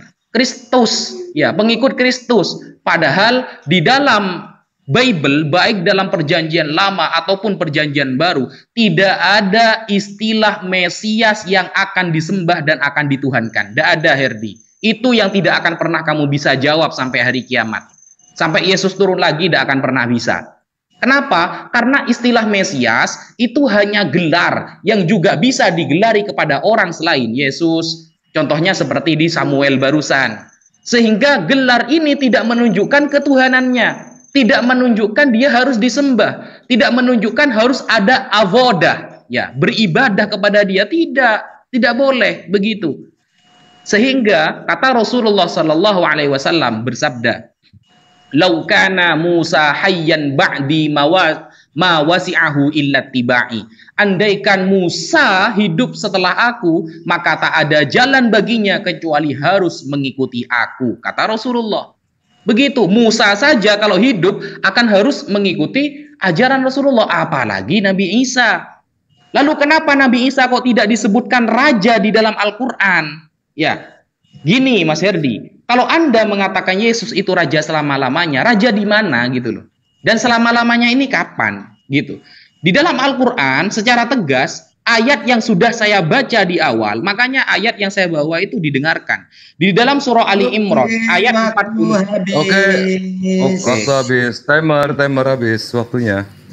Makasih Ustadz Wafi. Alhamdulillah sangat jelas sekali pandangan dari Ustadz Wafi dan Ustadz Zuma, Masya Allah.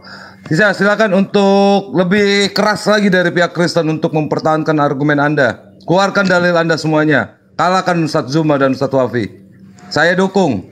Silakan. Ya, sebentar ya sebelum saya mulai. Bro Herdi mulai fake ya. Pemanasannya sudah cukup ya. Oke, siap ya fake ya. Oke, aku mulai dulu ya. Sebentar ya. Oke. Ustadz Zuma mengatakan keselamatan dari Yahudi. Artinya dia mengatakan Isa mengatakan nabi yang akan datang yaitu Ahmad.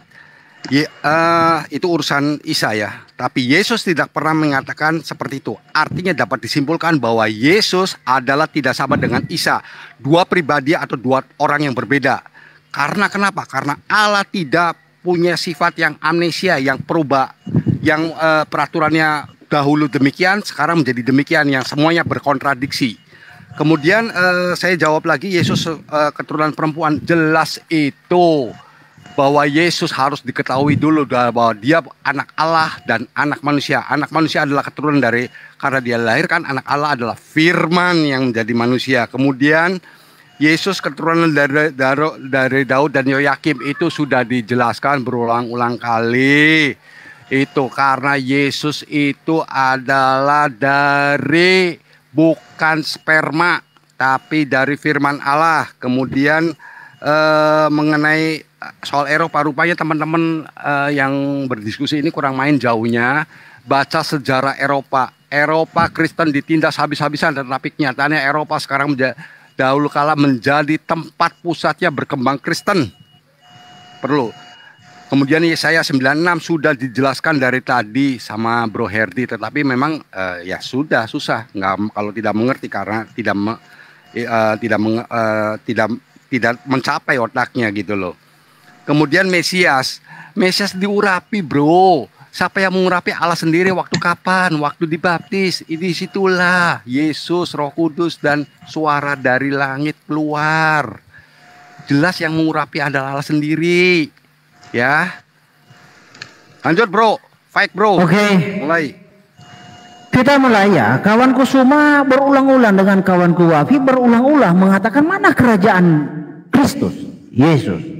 Kan sudah saya jelaskan tadi. Gambaran kerajaan Kristus adalah tipologinya adalah ya Saul dan Daud. Ketika Saul menjabat sebagai raja, Daud pun dilantik sebagai raja karena Saul sudah tidak layak di hadapan Tuhan. Tetapi Tuhan tidak langsung membuat dia mati atau tidak langsung membuat dia lengser dari tahtanya. Tidak. Jadi itu tipologinya. Jadi kerajaan Kristus, kerajaan Daud itu ya atas Israel saat itu, ketika Saul itu mati, barulah Daud itu menjadi raja yang seutuhnya. Tetapi sebelumnya dia sudah dilantik, sama seperti Kristus.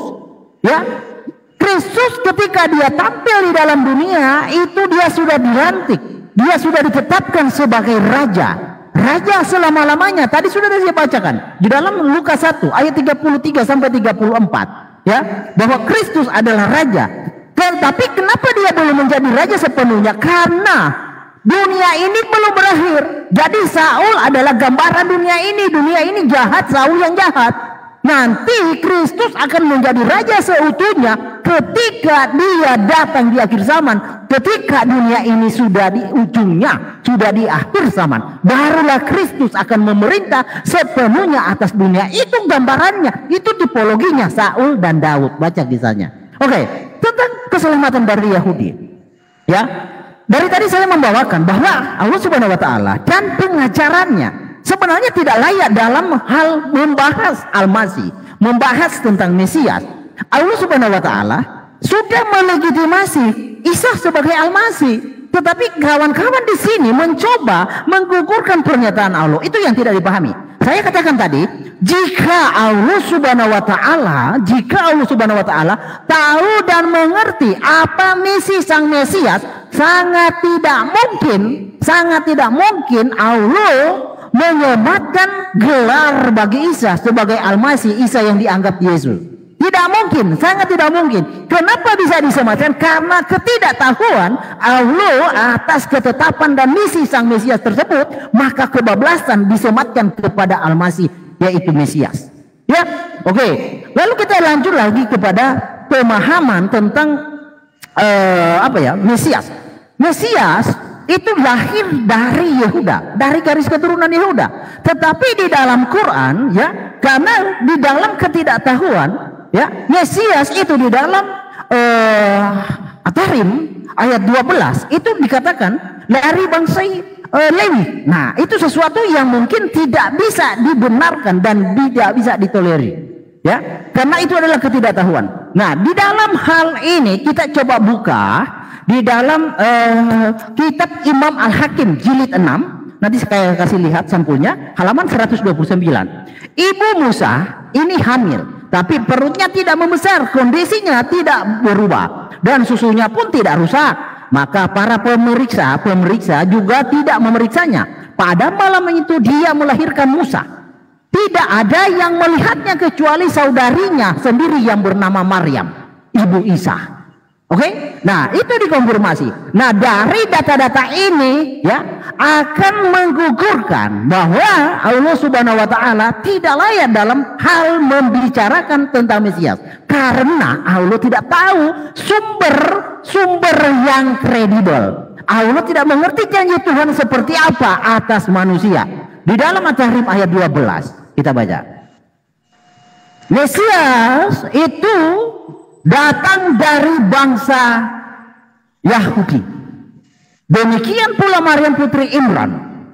Ya, demikian pula putri Imran yang memelihara kerumatannya. Jadi Maryam putri Imran. Nah, di dalam kejadian, oke. Kejadian 49 ayat 10, oke. Kejadian 49 ayat 10. Oke. 49 ayat 10. Oke.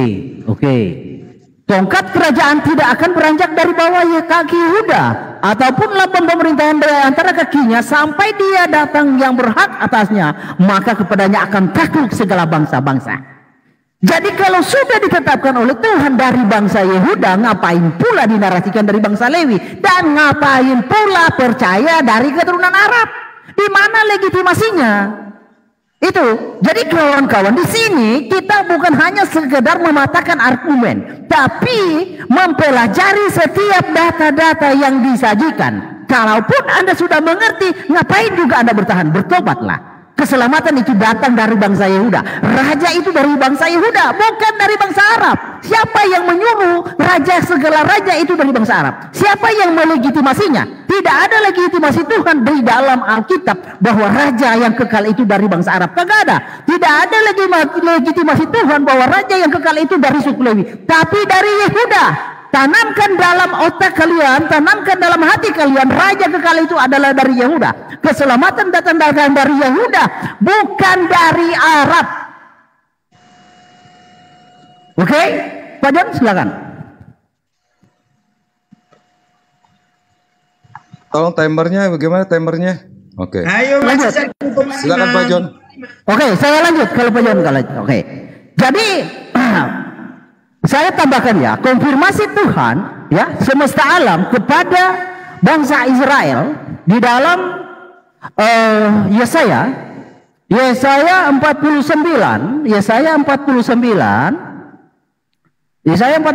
ayat 6. Oke.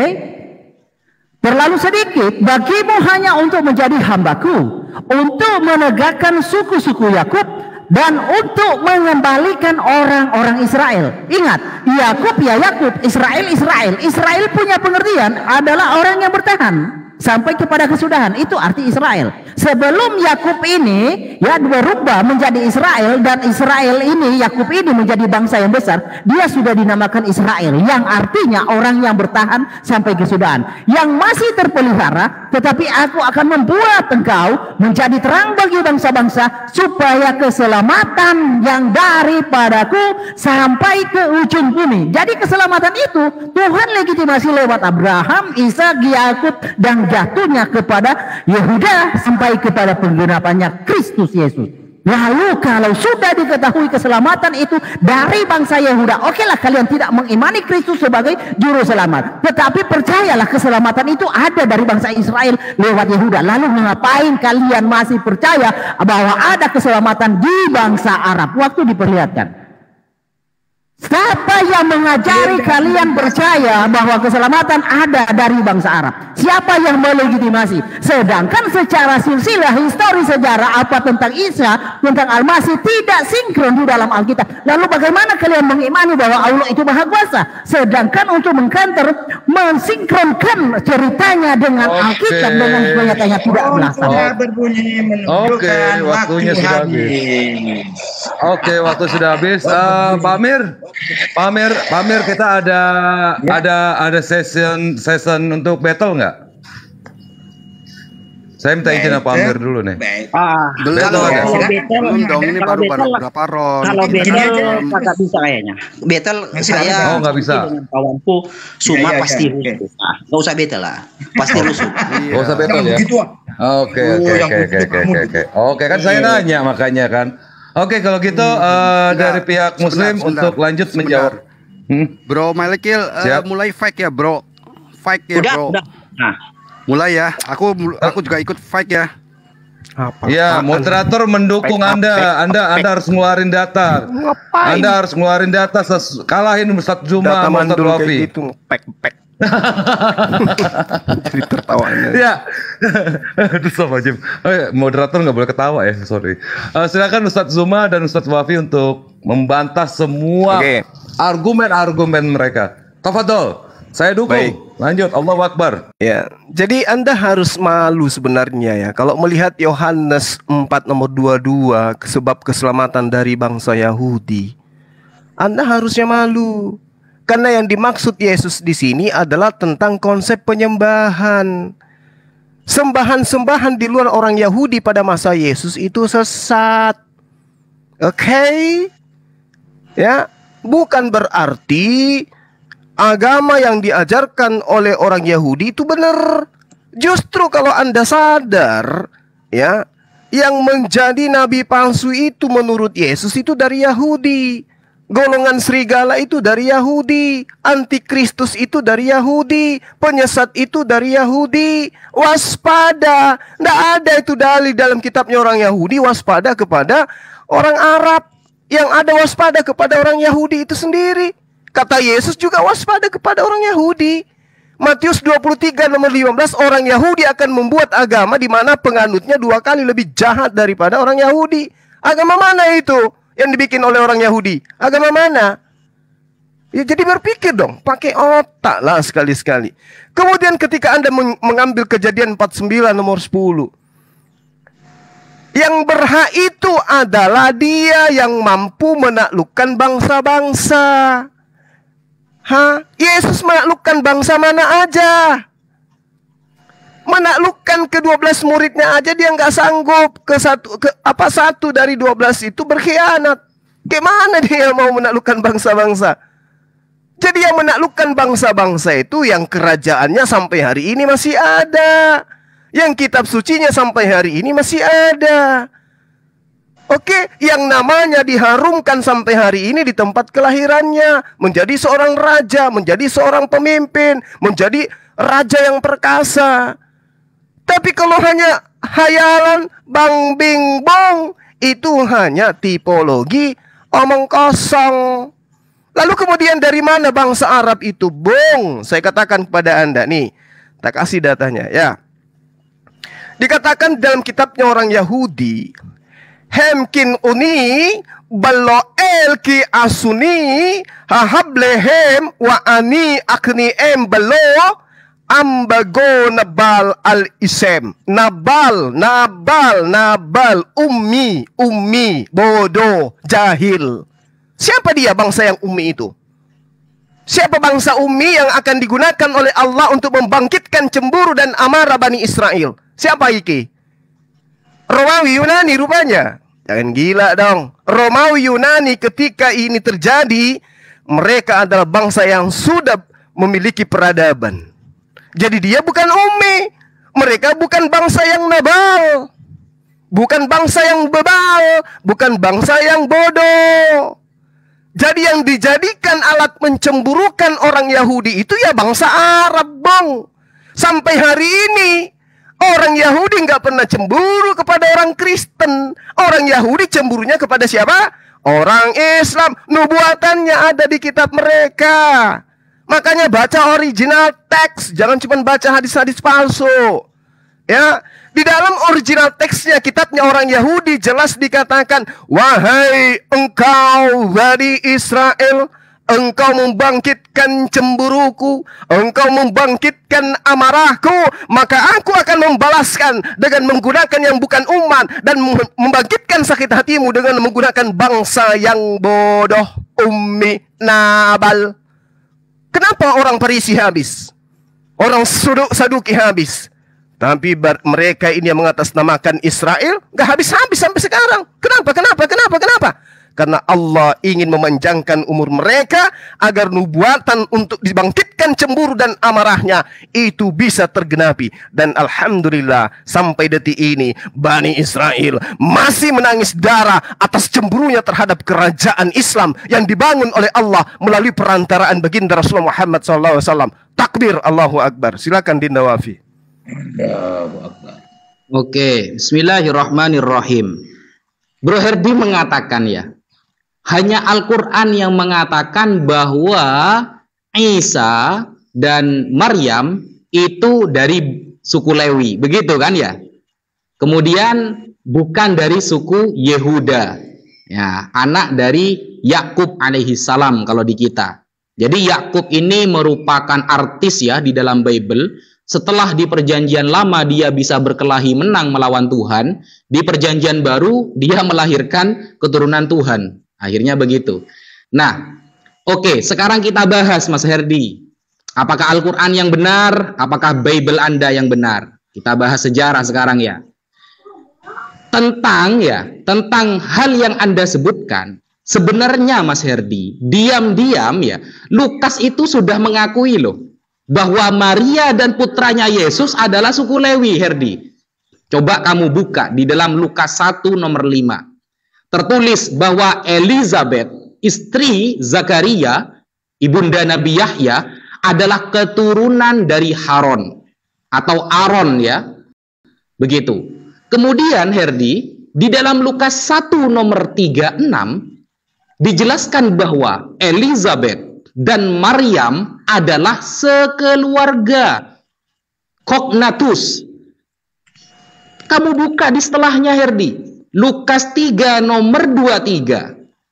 Estimasi dari Lukas bahwa usia Yesus kira-kira 30 tahun.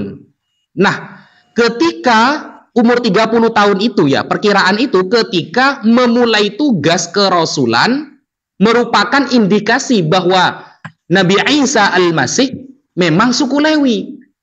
Kenapa? Sebab menurut bilangan 4 nomor 47, dicatat ya, menurut bilangan 4 nomor 47, para imam suku Lewi baru wajib melakukan tugas imamatnya sebagai setelah berusia 30 tahun.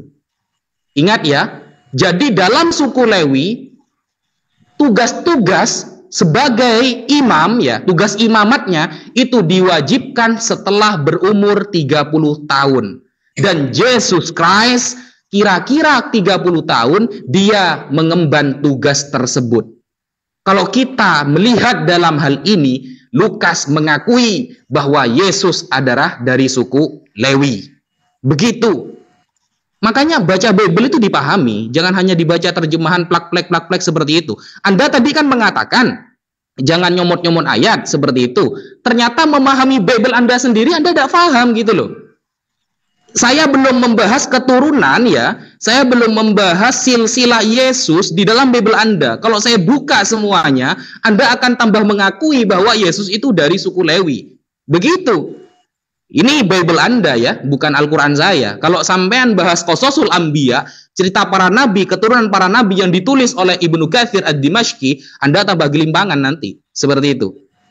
Nah, kemudian tadi ada sedikit pernyataan dari Mas John Timothy bahwa Tuhan dalam Kristen ya, itu tidak selalu konsisten, kan begitu. Tidak akan pelin-pelan. Yang saya ingat seperti itu ya. Padahal ya, kepinplanan Tuhan yang ada di dalam Bible itu terjadi beberapa kali, teman-teman. Contoh, di dalam Imamat 4, salah satu syarat-syarat penebusan dosa bisa tertebus yang dikurbankan adalah lembu dan hewan-hewan yang lain.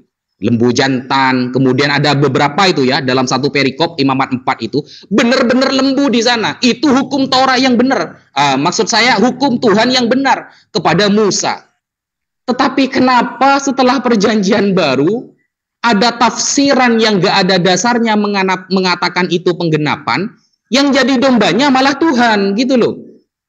Yang di awal perjanjian lama seharusnya untuk menembus dosa hanya bisa membunuh atau mengorbankan lembu beneran, ternyata di perjanjian baru dengan embel-embel penggenapan yang sebenarnya gak ada dasarnya, ternyata Tuhannya yang jadi korban. Ini kan gak konsisten namanya. Apakah Yesus lupa? Apakah Tuhan Anda lupa bahwa dulu di Imamat 4 pernah memerintahkan kalau ingin tertebus dosanya, lembunya beneran, bukan malah Tuhan yang dikorbankan, begitu. Sehingga ketika kita melihat Yesus sebagai gambaran domba, berarti kan Yesus domba jantan dong, bukan domba betina. Dan domba jantan dalam Imamat 4 itu apakah untuk penebusan semua dosa orang? Kan tidak, kan seperti itu. Maka aturan-aturan itu menunjukkan tidak kekonsistenan Tuhan Anda. Karena yang dulunya itu sebenarnya sekian. Oke, Sekofi, waktunya sudah.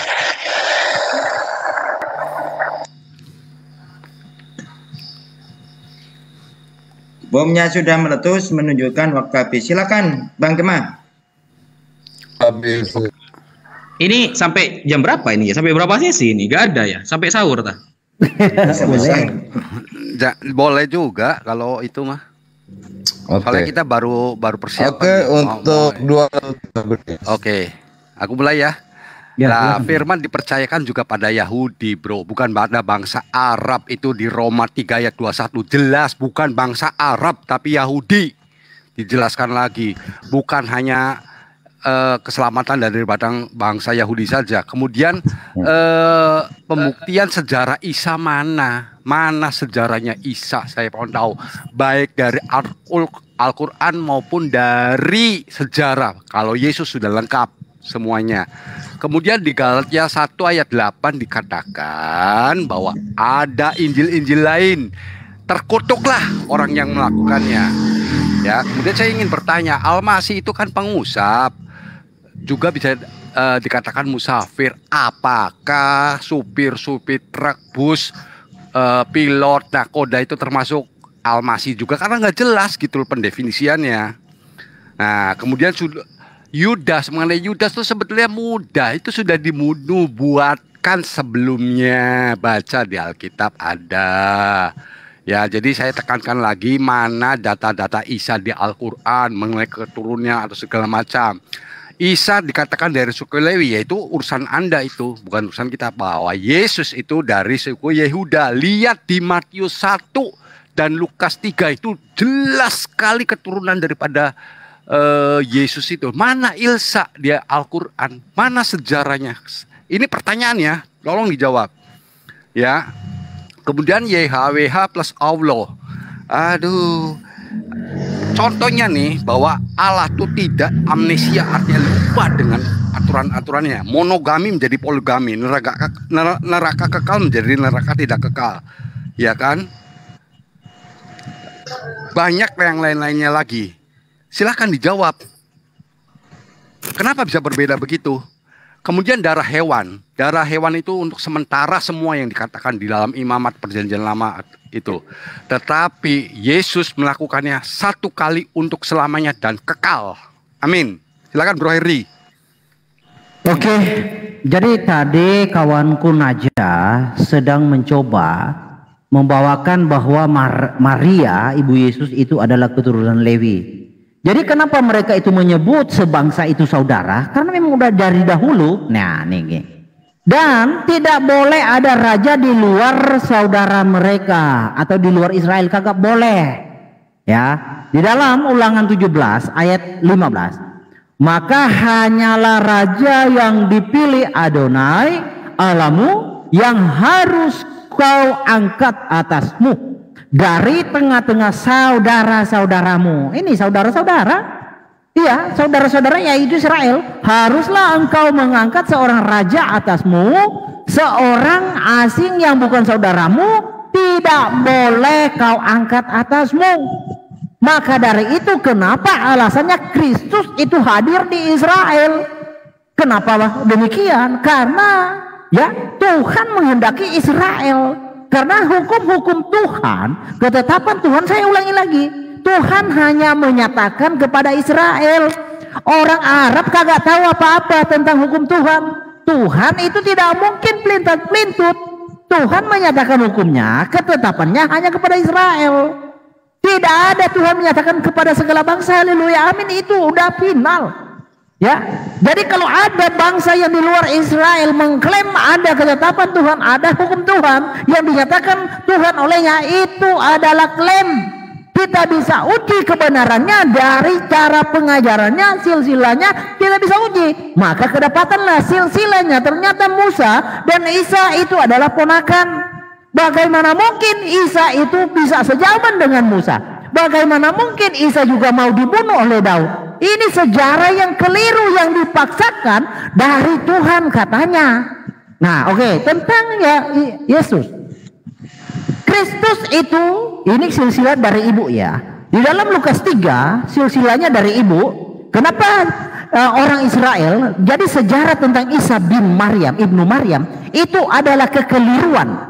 Ya, sejarah Isa ibnu Maryam itu adalah kekeliruan, itu adalah penistaan terhadap adat istiadat Israel. Karena orang Israel tidak pernah punya nama ibnu Maryam atau menyematkan gelarnya di belakangnya anak dari perempuan, kagak ada. Karena semua ben, ya.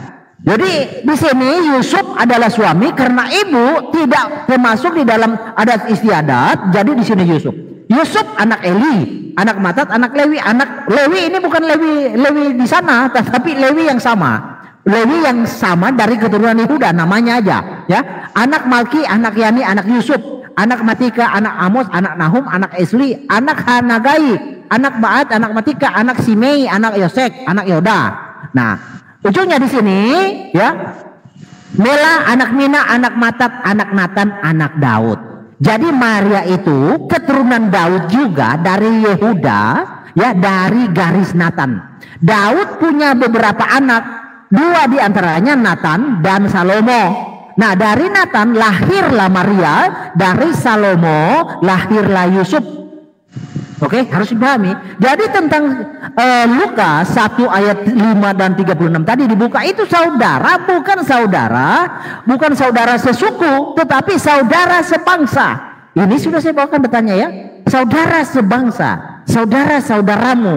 Jadi bangsa Israel itu menyebut saudara. Jangan ada raja di antaramu yang bukan dari antara saudaramu. Jadi sangat tidak mungkin ada pengajaran yang di luar Israel lalu mencoba masuk menyatakan bahwa mereka juga adalah bagian dari Tuhan semesta alam yang berfirman. Sangat tidak mungkin. Kenapa kawan-kawan kita ini hanya bisa sembunyi dari dalil Alkitab? Kenapa tidak menjelaskan layak atau tidak? Allah ikut andil, Allah dan pengajarannya ikut di dalam perdebatan ini, ikut di dalam hal-hal seperti ini. Apakah Allah Subhanahu wa taala dan pengajarannya memenuhi kriteria atau tidak? Kalau kita lihat dari apa yang dinyatakan di dalam Quran, itu sangat tidak memenuhi kriteria. Lalu ngapain kalian maksakan diri? Karena keselamatan tidak ada dari bangsa Arab. Sudah dikatakan dari tadi, keselamatan itu datang dari bangsa Israel lewat suku Yehuda. Jadi kawanku semua mau mencoba menggiring Yesus itu di mana kerajaannya. Sudah jelas dari tadi bahwa ketetapan Tuhan berlaku atas seluruh dunia ini dari bangsa Yehuda. Saya ulang lagi ya, tongkat kerajaan tidak akan beranjak dari Yehuda. Tuhan sudah membuat Yehuda sebagai ketetapannya. Jangan dipaksa ini jadi Arab. Siapa yang nyuruh kalian bahwa keselamatan ada dari Arab? Kagak ada dasarnya, kagak ada legitimasinya. Kenapa Tuhan itu menghendaki datangnya Sang Mesias lahir di Yehuda, lahir di Israel? Karena petunjuknya ada di Israel. Tidak ada petunjuk Sang Mesias atau Sang Al-Masih di Arab. Apabila Mesias atau Sang Al-Masih hadir di Arab, maka konsekuensinya orang Arab akan pelongok-pelongok. Kenapa pelongok-pelongok? Karena tidak ada petunjuknya di sana. Orang Arab akan pelongok-pelongok. Kamu siapa? Kamu datang dari mana? Siapa kamu? Kita tidak kenal, tidak kenal, karena memang tidak ada petunjuknya. Di dalam memang kekristenan sebelum Kristus ada, sebelum Kristus lahir, petunjuknya udah ada. Tetapi berbeda dengan pengajaran Islam. Ketika Isa dinarasikan, sisinya menyusul, narasinya menyusul, apalagi Muhammad. Ketika Muhammad lahir, lalu ada petunjuknya ada setelah Muhammad lahir. Itu kekeliruan. Tuhan semesta alam tidak mungkin membuat sesuatu konsep seperti itu. Itu fatal. Artinya bisa dikategorikan nanti di dalam konsep begitu ada cocok-cocokan, ada cocokmologi. Seperti itu. Jadi bagaimana Tuhan semesta alam berkarya? Dia menyatakan kehendaknya dahulu dalam bentuk nubuatan. Menyatakan dalam bentuk nubuatan, ya Allah, ya dia menggenapinya. Jadi ada nubuatannya, ada petunjuknya, baru ada penggenapannya. Itu baru oke. Tapi ketika ada penggenapan tidak ada nubuatan, itu keliru. Makanya kalian ini kesannya bingung. Mau membahas apa? Mau jual apa dari dalam Quran? Mau jual apa dari hadis? Mau jual apa dari tafsir? Mau membahas tentang Mesias? Karena tidak ada petunjuk.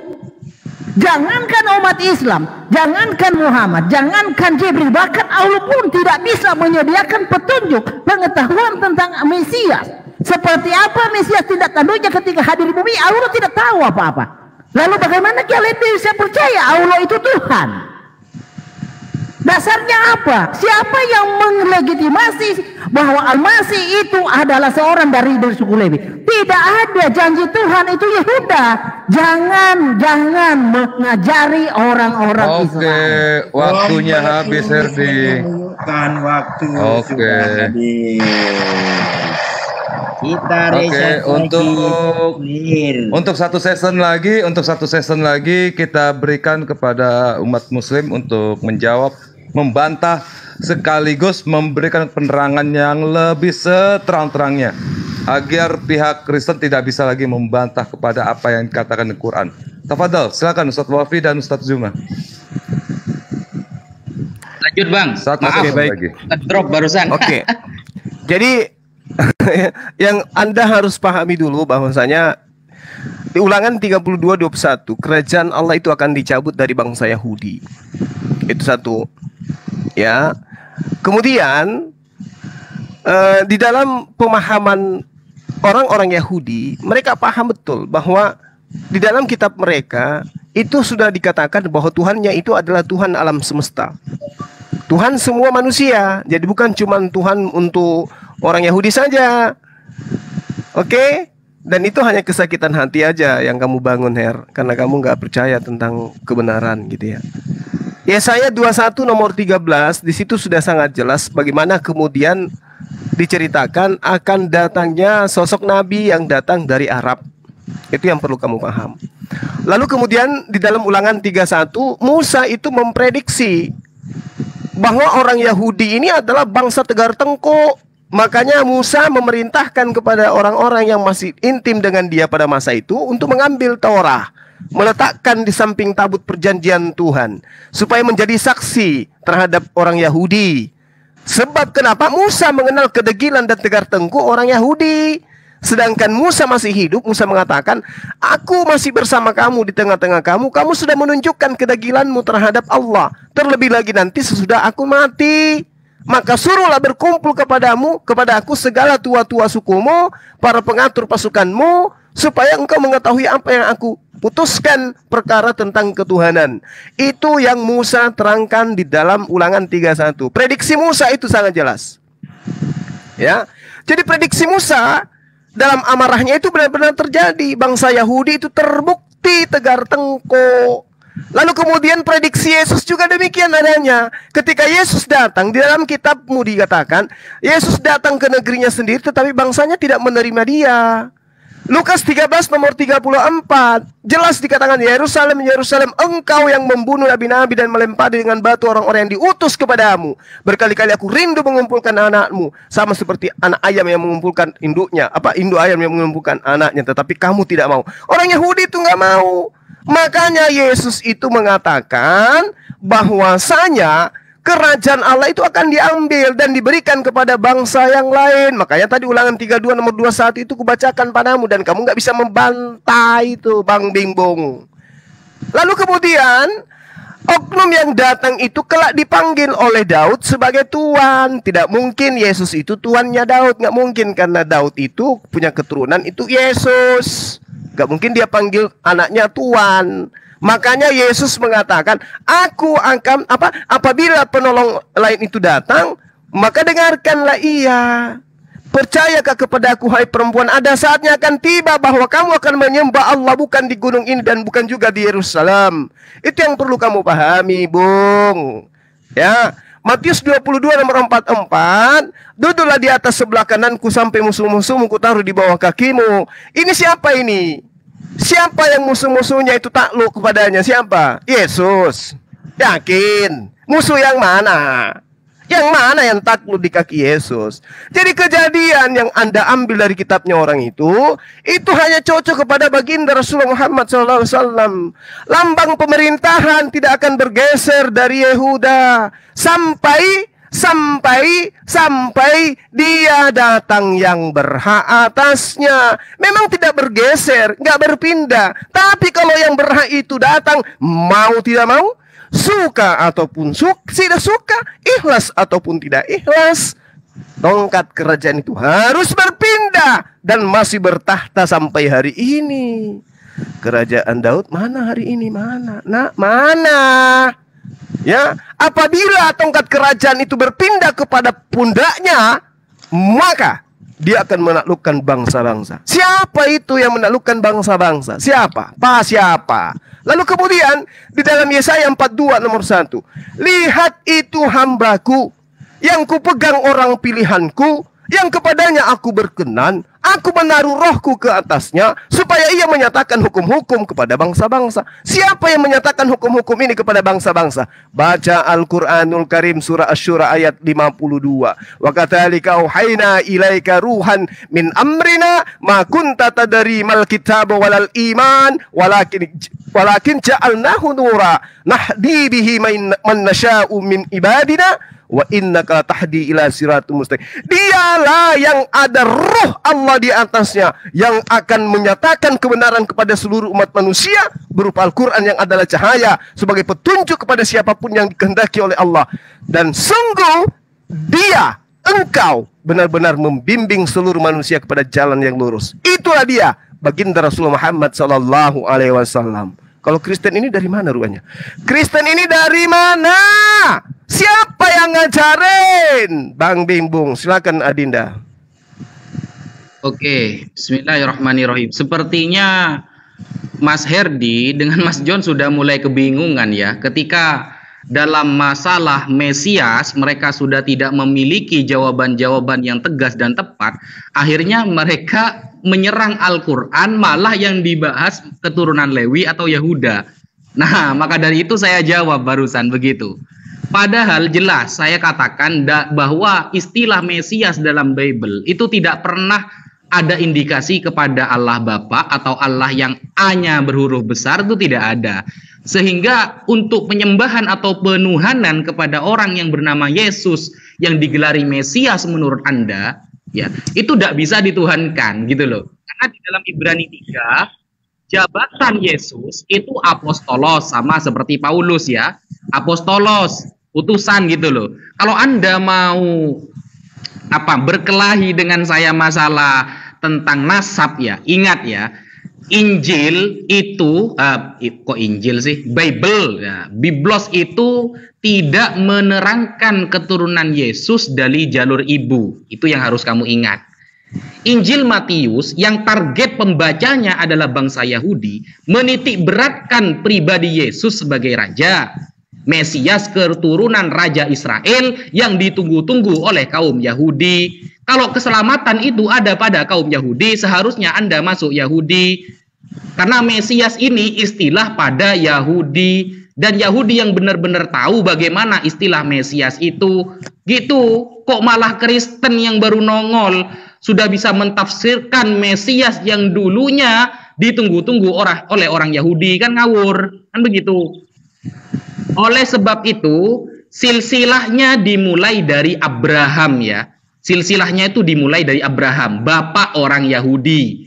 Karangannya pun penuh dengan simbol-simbol dan pemenuhan nubuatan nabi zaman dulu yang mengatakan bahwa Mesias akan muncul dari keturunan Daud. Nah, karena dari dulu itu sudah diasumsikan Mesias akan muncul dari keturunan Daud, sehingga ada pemaksaan ya, penulisan keturunan Yesus itu harus ada dari jalur Daud. Dalam silsilah Yesus versi Matius disebutkan ada 14 keturunan dari Abraham hingga Raja Daud. 14 keturunan Raja Daud hingga masa pembuangan ke Babel, ya. Itu 14 keturunan di masa pembuangan hingga sampai ke Yesus. Jadi 14 keturunan dari Raja Daud hingga masa pembuangan ke Babel, lalu 14 keturunan dari masa pembuangan sampai ke Yesus. Kan begitu. Sedangkan Lukas itu lain. Yang disusun keturunan Lukas itu lain silsilahnya. Ini sudah bertentangan gitu loh. Menurut Lukas, Yesus itu bukan keturunan Salomon bin Daud. Seperti kata Matius, ini bertentangan. Cakar-cakaran antara Lukas dengan Matius. Makanya kita gak percaya Bible Anda sebagai kitab suci gitu loh. Menyebutkan silsilah aja masih cakar-cakaran. Tetapi keturunan Nathan bin Daud kata Lukas. Beda sama Matius. Nathan ini abang kakaknya Sulaiman bin Daud. Begitu. Kalau kita lihat di Tawarikh ya, kalau kita lihat Tawarikh 3 nomor 5 contohnya ya, di Bre Hayamim, itu nama-nama dari Daud ke bawah yang disusun Lukas hampir semuanya berlainan dengan yang disusun oleh Matius. Semuanya banyak yang bertentangan, mayoritas bertentangan. Jumlah generasi pun tidak sama. Dari Daud sampai Yesus, Lukas mencatat 42 generasi. Sedangkan Matius cuma 27 generasi. Kan sangat jauh begitu. Jadi ketika sejarah sudah mulai bertentangan dan itu menjadi ayat suci dalam Bible Anda, maka siapa yang percaya kalau keselamatan itu dari orang Kristen? Kita tidak akan percaya kalau keselamatan itu dari orang Kristen. Yang benar itu Yahudi dan seharusnya kamu ikut Yahudi dalam Bible kamu. Kalau kita, Nabi Isa turun ke bumi, tujuannya apa? Mentauhidkan Allah. Jelas itu. Itu tujuannya. Sekian. Wassalamualaikum. Waalaikumsalam warahmatullahi wabarakatuh. Masya Allah. Terakhir dari pihak Kristen untuk memberikan jawaban. Saya mau interupsi dulu sebentar. Ini pertanyaan saya dari awal tidak dijawab-jawab. Moderator bagaimana? Pertanyaan apa Bapak? Pertanyaan apa tolong? Ya, saya apa yang ditanyakan? Dulu. Pertanyaan tadi, apakah Al-Masih atau penyusup atau bisa juga musafir? Pengertiannya seperti apa? Saya menanyakan apakah supir sama itu termasuk supir truk, supir bus, satu itu ya. Kedua, pembuktian sejarah Isa secara sejarah. Ulangi Pak, ulangi pertanyaan pertama gimana? Ya, Al-Masih itu dulu. Kan pengusap atau musafir, bisa diartikan musafir yang saya dari kamus gitu loh. Nah musafir ini apakah termasuk supir bus, supir truk? Itu bro. Lo ya itu coba aja Bapak cek aja pengertian terus apa kalau diurapin itu kan diminyaki Bang. Apakah yang diurut sama tukang urut juga itu diurapin Mesias? Saya kan bertanya, tinggal dijawab saja. Saya juga yang diurapin itu tukang urut apakah juga Mesias? Nah, mulai kejang-kejang. Bentar. Enggak, saya tanya sama Anda, pertanyaan Anda lucu gitu loh. Pertanyaan yang tidak cocok untuk akademisi, apalagi debat lintas agama di sini ribuan manusia. Makanya saya tanya, apakah Mbak Erot yang ngurut itu juga orang yang diurut oleh Mbak Erot itu juga Mesias? Sabar Bang Cuma, sabar. Biar saya gini. Mesias itu artinya diurapin, diminyakin. Mbak Erot itu sering mengurapin orang. Apakah yang diurapin itu juga Mesias, Bang? Sabar Bang. Ya gimana maunya gimana? Maerot tukang urap. Ya sabar, gimana maksudnya Anda tuh maunya gimana? Soalnya begini, sebentar Bang Naja, Ustaz Naja sebentar, Bang Zuma sebentar. Udah Pak Jon, Tadi semuanya sudah dijawab. Saya omongan daripada moderator saja, saya pegang. Sudah dijawab. Sudah dijawab. Nih saya sebutin ya. Mendengar jawabannya. Hanya membahas Alkitab saja. Mesias itu sudah dijawab Bapak. Ini dia Matius 32:74. Saya bukan Mesias Al-Masih. Coba lihat catatannya Anda, diulang lagi. Sekarang kita ini temanya apa Pak? Loh, tema kita apa? Mesias Pak. Pak Jon nggak apa-apa. Nggak apa-apa.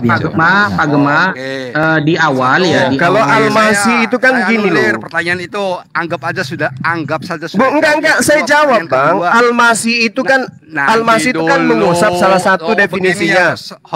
Oke, Al-Masih itu mengusap. Lalu kemudian Anda mengatakan musafir. Anda larikan kepada sopir truk. Apakah sopir truk itu juga adalah Al-Masih? Nah, saya balik. Mesias itu mengurap atau orang yang diurapin. Nah, apakah orang yang diurapin Maerot itu juga Al-Masih? Itu juga Mesias?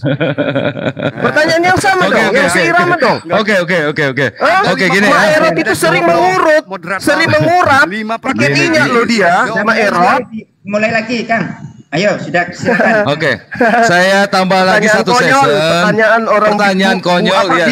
Jujur. Ini pertanyaan konyol. Pertanyaan yang tidak dijawab. Ada 5 pertanyaan. Iya. Ini pertanyaan konyol yang udah dijawab oleh saudara Bang Zuma dengan Ustaz Naja.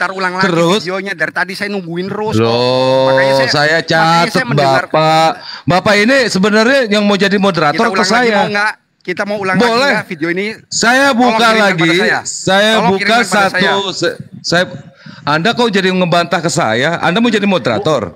Bukan, Anda tidak jujur. Saya nyatet semua ayat-ayatnya di sini. Kok Anda merintah saya? Iya Pak. gini Pak Budi, Lanjut aja bro. Pak John udah. Untuk definisi Al-Masih ya, definisi Al-Masih itu Ada 5 pertanyaan loh. Sudah saya sebutkan di awal pembukaan ya. Lanjut aja. Jadi udah gini aja. Di awal pembukaan tentang apa definisi Al-Masih itu sudah saya sebutkan. Lanjut. Kita nggak ada bertanya ya Bang ya. Ternyata diam-diam mereka punya 5 pertanyaan. Ya ampun. Tidak dijawab ini dari tadi. Udah gini. Begini aja. Saya ngambil jalan yang tengah. Kalau teman-teman Saya tambah lagi sebentar. Tolong diulang lagi. Kita akan ulang. Saya tambah 1 season lagi. Sudah. Untuk menjawab pertanyaan konyol Anda. Kok Pur? saja 5 Anda itu dari tadi nggak ada jawabannya. Udah bro. Saya mendengar. Bro Gema udah. Jangan begitu dong. Saya moderator di sini. Udah, lanjut. Udah. Ya. Oke, kalau gitu silakan Anda jawab. Anda sekarang ngobrol. Ya, namanya tanya jawab, yang ada cuman pemaparan. Udah, lanjut aja bro. Sekarang Anda ada tanya jawab. Kalau saya tanya Anda mungkin pingsan kalau Anda saya tanya itu Mesias. Tidak ada yang pingsan. Tidak ada, Alkitab semua bisa terjawab. Makanya saya hilangkan 1 menit Anda itu. tadi ini sejam lebih, hampir 2 jam. Saya nggak ada bertanya karena saya tahu kapasitas Anda. Kalau saya tanya Mesias Anda pingsan. Mau lanjut atau udah mau stop? Kalau udah mau stop, turun. Lanjut. Sudah lanjut ya. Lanjut sekarang dari pihak Kristen untuk memberikan pemaparan kepada umat Muslim. Silakan. Oke. Apa yang mau dipaparkan lagi? Gak apa-apa, Pak John, gak apa-apa. Ini waktunya Paparkan kalau Mesias itu orang yang diminyaki gitu loh. Maerot, minyak. Ini waktunya Anda. Udah. Saya udah monitor di layar nih, udah. Lanjut. Nah, di dalam Mishnah Torah, Mesias itu penebus juru selamat. Jadi semua nabi berbicara Mesias penebus Israel juru selamat, ya. Ya, itu Mesias. Jadi harus tahu. Jadi ini saya mau bawa ke dalam misi bahwa kekristenan dan Yahudi itu tidak pernah senggolan tentang misi. Ya, yang tidak diimani oleh orang Yahudi adalah oknumnya, bukan misinya. Nah, yang misi ini yang dari tadi saya singgung tetapi tidak pernah dijawab. Mengapa misi Mesias dan misi Al-Masih kok kesannya beda? Nah, di dalam hadis, di dalam tafsir tidak ada misi Mesias itu sebagai raja, sebagai juru selamat, sebagai penebus. Ya, yang topik kita kan Mesias. Nah, apakah Allah Subhanahu wa taala lupa atau bagaimana? Nah, saya kan sudah jawab dari tadi. Saya bertanya menjawab. Kenapa saya bertanya menjawab? Karena kalian tidak ada pengetahuan yang Allah siapkan untuk menjawab setiap argumen saya. Makanya saya jawab sendiri dari tadi, tapi kalian tidak sadar.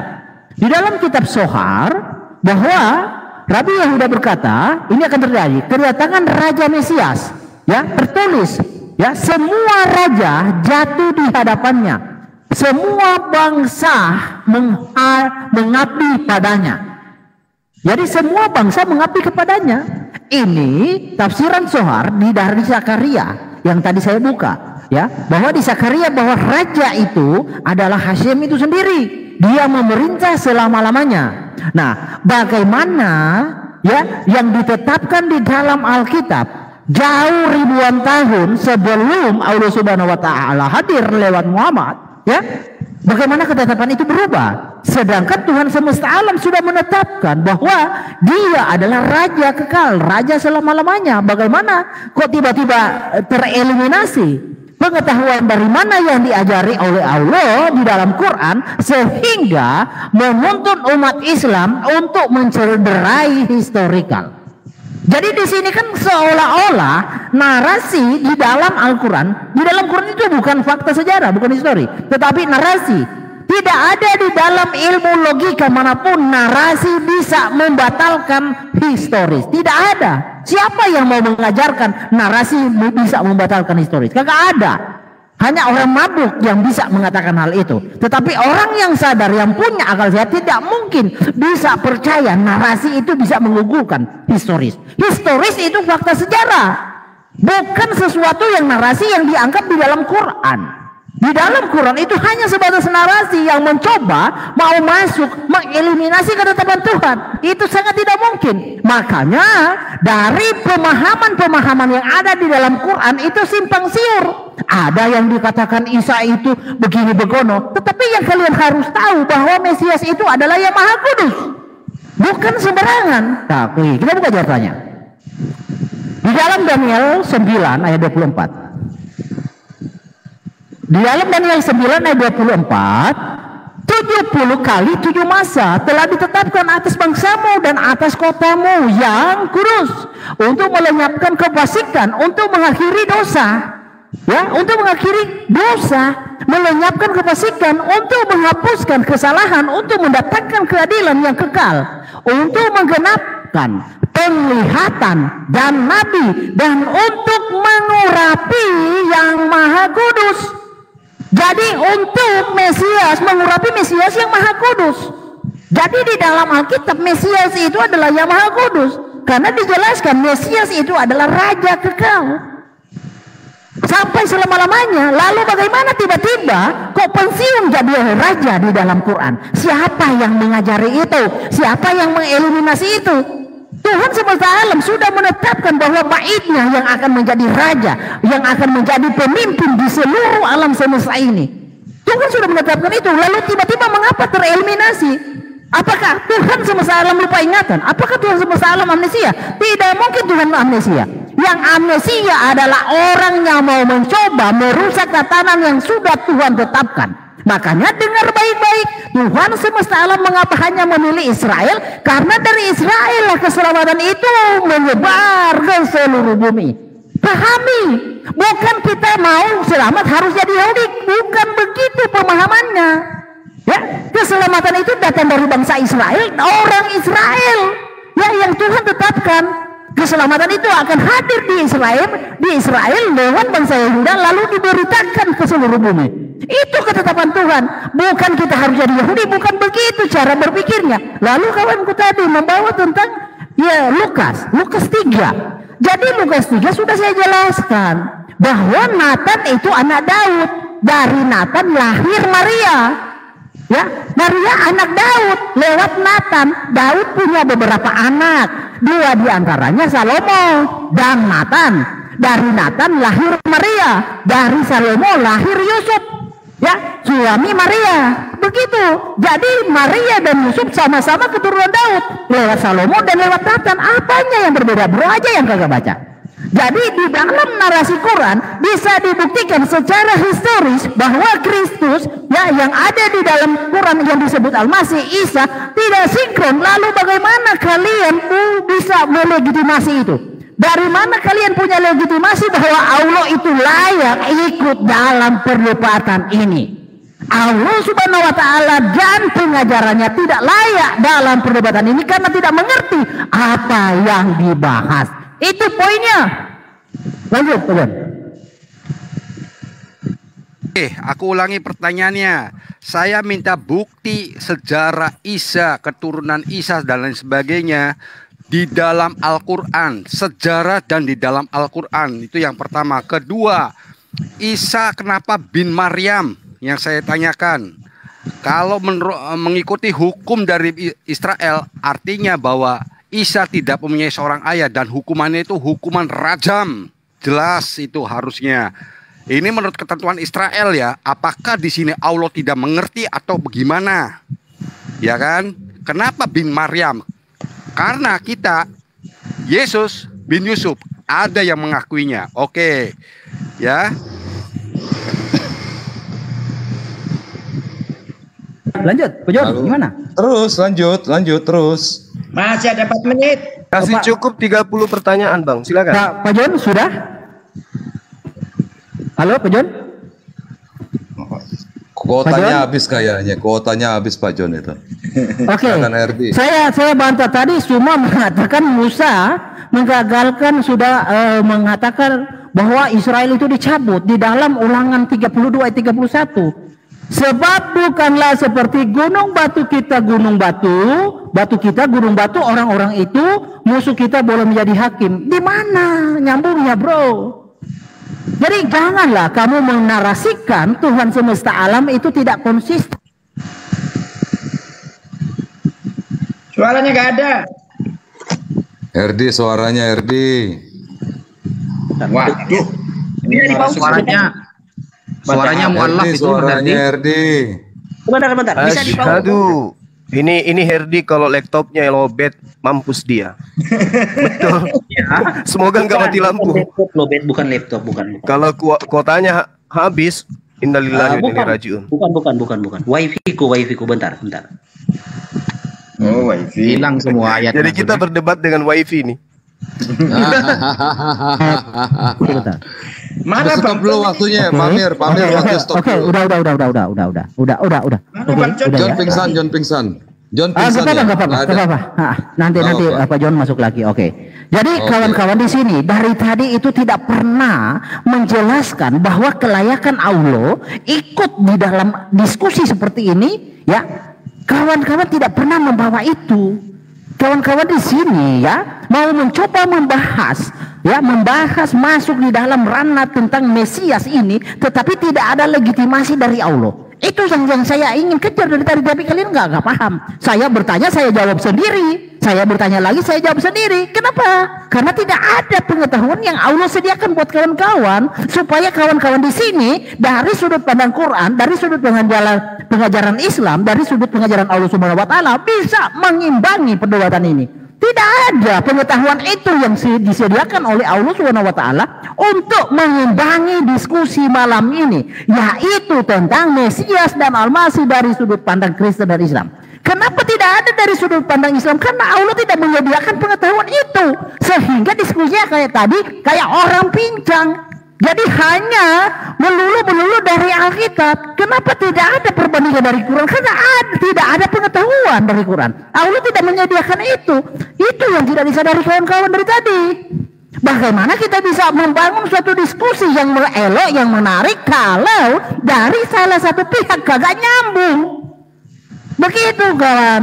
Jadi kawan-kawan, Tuhan semesta alam, ya, kalian percaya Tuhan semesta alam sudah menetapkan, ya, Israel sebagai bangsa pilihannya, ya, sebagai bangsa yang ditetapkan untuk janji Tuhan, dan Yehuda suku yang ditetapkan oleh Tuhan, yang dipilih oleh Tuhan untuk hadirnya seorang Mesias di dalam hal ini, baik kekristenan maupun Yahudi, tidak menolak secara misi dia adalah penebus, tidak menolak secara misi dia adalah juru selamat, tidak menolak secara misi dia adalah raja kekal, segala bangsa akan takluk sujud di bawahnya, tidak menolak.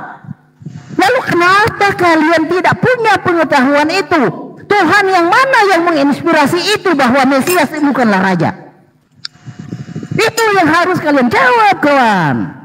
Nah, tadi saya sudah bawakan bahwa dari sudut pandang Yahudi, dari kitab Zohar, dari kitab Mishnah Torah, bahwa Mesias itu adalah juru selamat, adalah penebus, adalah raja kekal, segala raja takluk kepadanya, segala bangsa takluk kepadanya. Mengapa di Quran kok tiba-tiba hanya sebagai tukang urut? Mengapa? Apa gerangan yang terjadi? Apakah karena ketidaktahuan Allah Subhanahu Wa Taala, atau memang Allah Subhanahu Wa Taala bukan Tuhan yang benar? Konsekuensinya ya kayak gitu. Jelas nggak ya Bro Herdi? Sebentar saya potong. Pertanyaannya aku jelas nggak, tadi internet putus. Ini Pak John dari mana ini? Gak ada di sini. Ini siapa yang masuk ini? Ini Billy tak masuk ini. Kalau John masuk tak menaikkan. Lanjut itu Pak John ada. Lanjut Pak John. Turun Billy nggak masuk. Oke. Nggak mau. Dua pertanyaan. Tutup dulu. Pak John turun lagi baru naik karena tidak kelihatan di. Oke, di stop dulu timernya. Di stop dulu Pak Amir. Atau apa? Saya lanjut bicaranya. Masih berapa timernya? Oh, di stop aja. Buat Pak John aja yuk. Buat Pak John. 34 menit.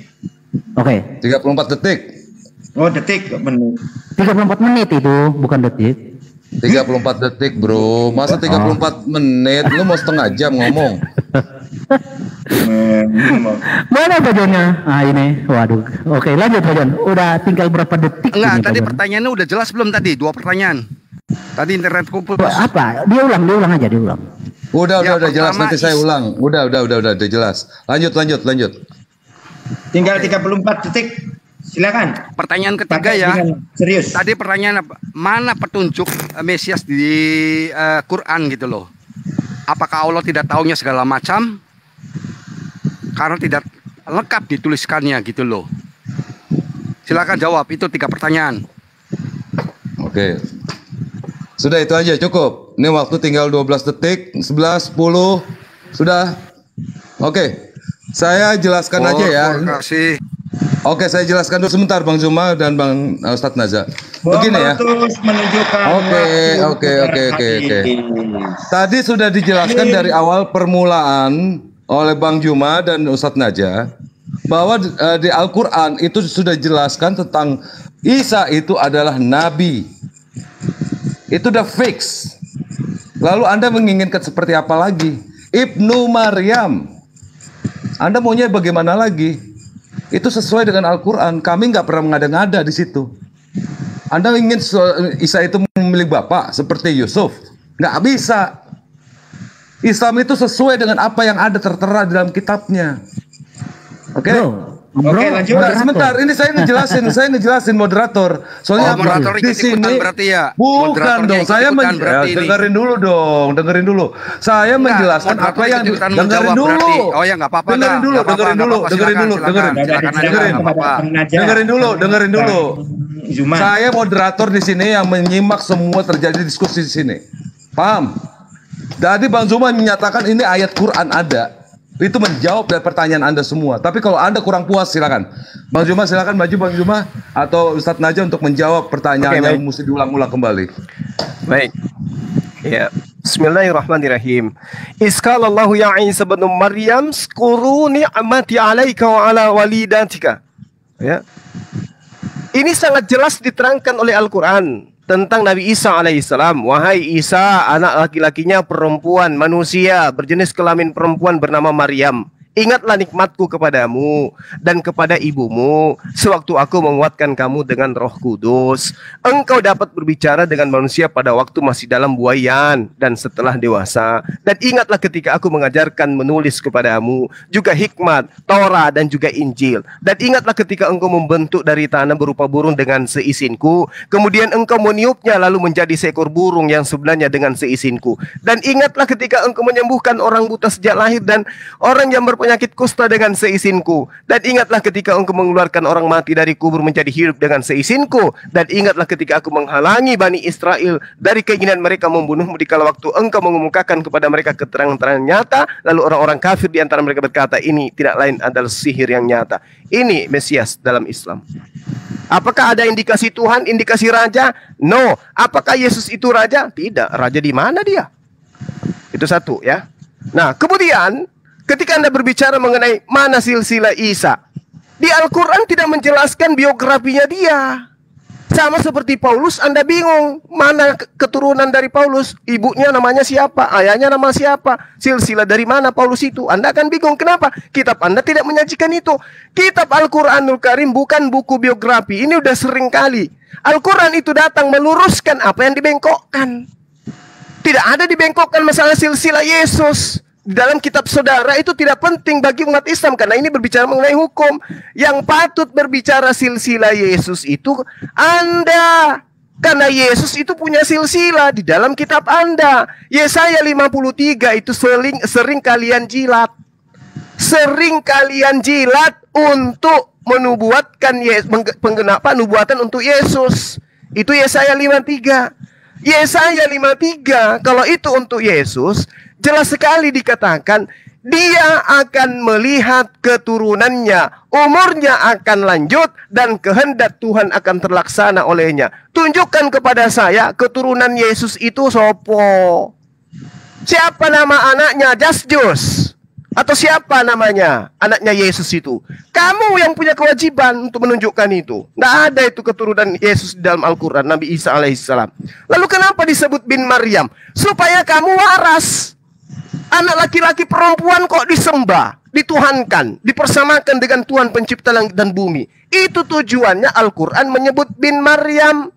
Ibnu Maryam, anak laki-lakinya perempuan manusia bernama Maryam. Supaya orang sehat, orang berakal tidak menggantikan Allah dengan manusia. Lalu kemudian ketika Anda mengatakan narasi tidak bisa membatalkan histori, Bung, saya setuju dengan Anda. Tidak ada historinya Tuhan dilahirkan manusia. Tidak ada historinya ada Tuhan tidak tahu hari kiamat. Tidak ada historinya ada Tuhan tidak berkata-kata dari dirinya sendiri. Tidak ada historinya Yesus mengajarkan dirinya adalah Tuhan yang datang dalam rupa manusia. Jadi kalau di dalam narasinya Yesus itu Anda katakan Tuhan, dia adalah Raja, itu justru menabrak histori. Yesus tidak pernah menjadi Raja, kucluk. Gak pernah. Islam datang menerangkan dia hanya Nabiullah, dia hanya utusan Allah, dia diberi mujizat. Itu baru berkesesuaian dengan histori yang kamu bangun dalam kitabmu. Dengan matinya Yesus, maka dia telah membatalkan hukum Taurat bersama dengan apa yang ketetapan yang ada di dalamnya. Tabrakan dengan histori, karena historinya Yesus mengatakan dalam Lukas 16 nomor 17, lebih mudah langit bumi ini lenyap daripada satu titik dari hukum Taurat itu batal. Itu historinya. Lah, kemudian narasi yang kau bangun apa? Yesus itu adalah Tuhan yang datang kemudian mati di atas tiang salib. Ini yang ngajarin sopo sampean. Ya. Lalu kemudian ketika Anda mengatakan tukang urut, itu masih mending. Karena memang Yesus ketika dia menyembuhkan, dia mengusap. Daripada Tuhan yang diurut. Ayo. Tuhan diurut, manusia diurut. Ketika sudah diurut, menjadi Tuhan. Piye to mas, Bang Bingbung jadi bingung. Silakan Dinda Wafi. Oke, bismillahirrahmanirrahim. Pertanyaan pertama ya dari Mas John Timothy. Kenapa tidak disebutkan secara lengkap di dalam Al-Quran tentang silsilah Isa, Al-Masilah, begini dan begitulah. Ya, tadi sudah dijawab oleh Bang Zuma. Jadi Al-Quran itu bukan kitab biografi ya, gitu loh. Makanya ada tujuan ketika Al-Quran menceritakan sesuatu itu ada tujuan. Contoh, wa kullan naqussu 'alaika min amba'ir rusul ma nuthabbitu bihi fuadak.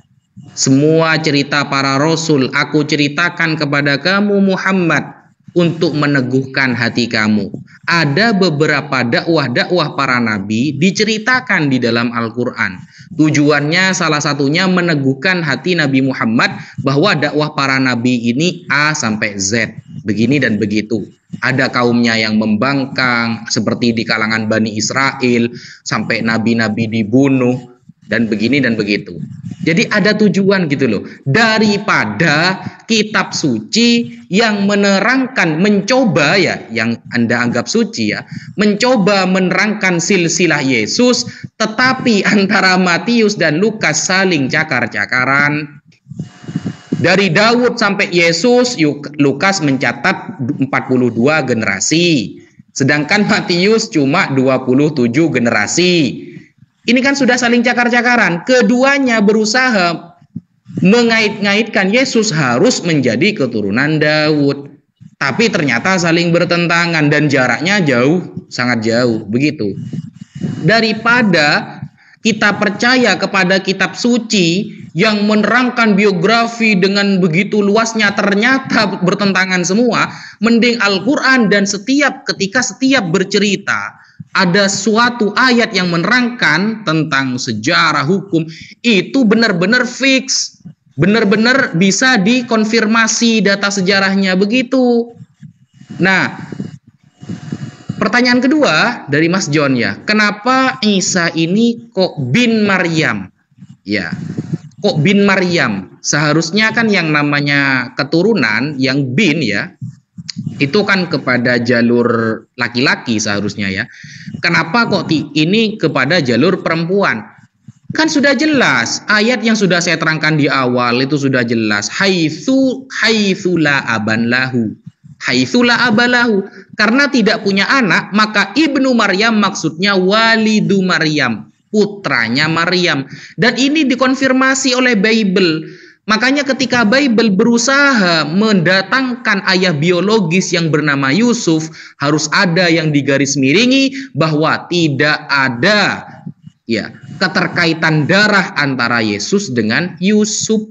Kenapa? Karena Pak Yusuf itu adalah orang yang baru datang dan diterangkan di dalam Bible bahwa Pak Yusuf tidak pernah tidur bersama Maria sampai Yesus lahir. Kan begitu. Daripada menerangkan silsilah yang antara Matius sama Lukas dianggap kitab suci, tetapi keduanya saling cakar-cakaran, gak ketemu siapa yang benar, kan mending Al-Quran. Kan begitu, seharusnya kamu ikut Al-Quran.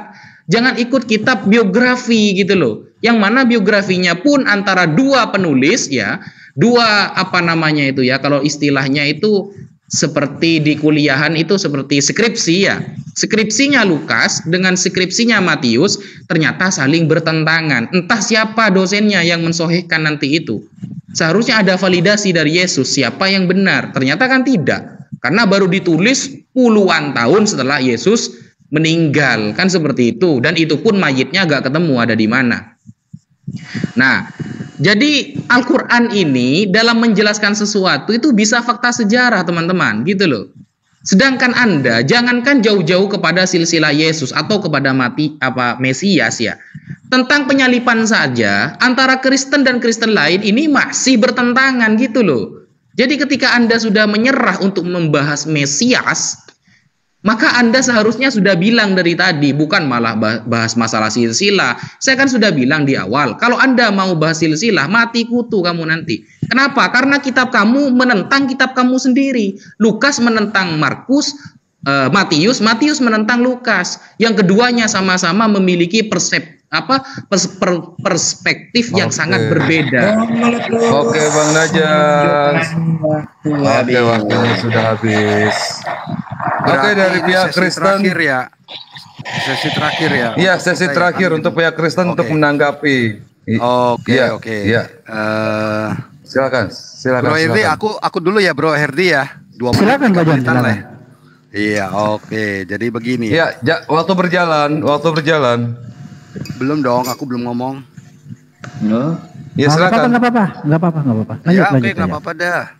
Ya, jadi gini, aduh kasihan sekali sama Pak Naja ya. Matius Lukas dari tadi diterangin bahwa Matius tuh menuliskan dari garis Yusuf, makanya berbeda dengan di Lukas yang menuliskan dari garis Maria ya. Perlu dicatat itu.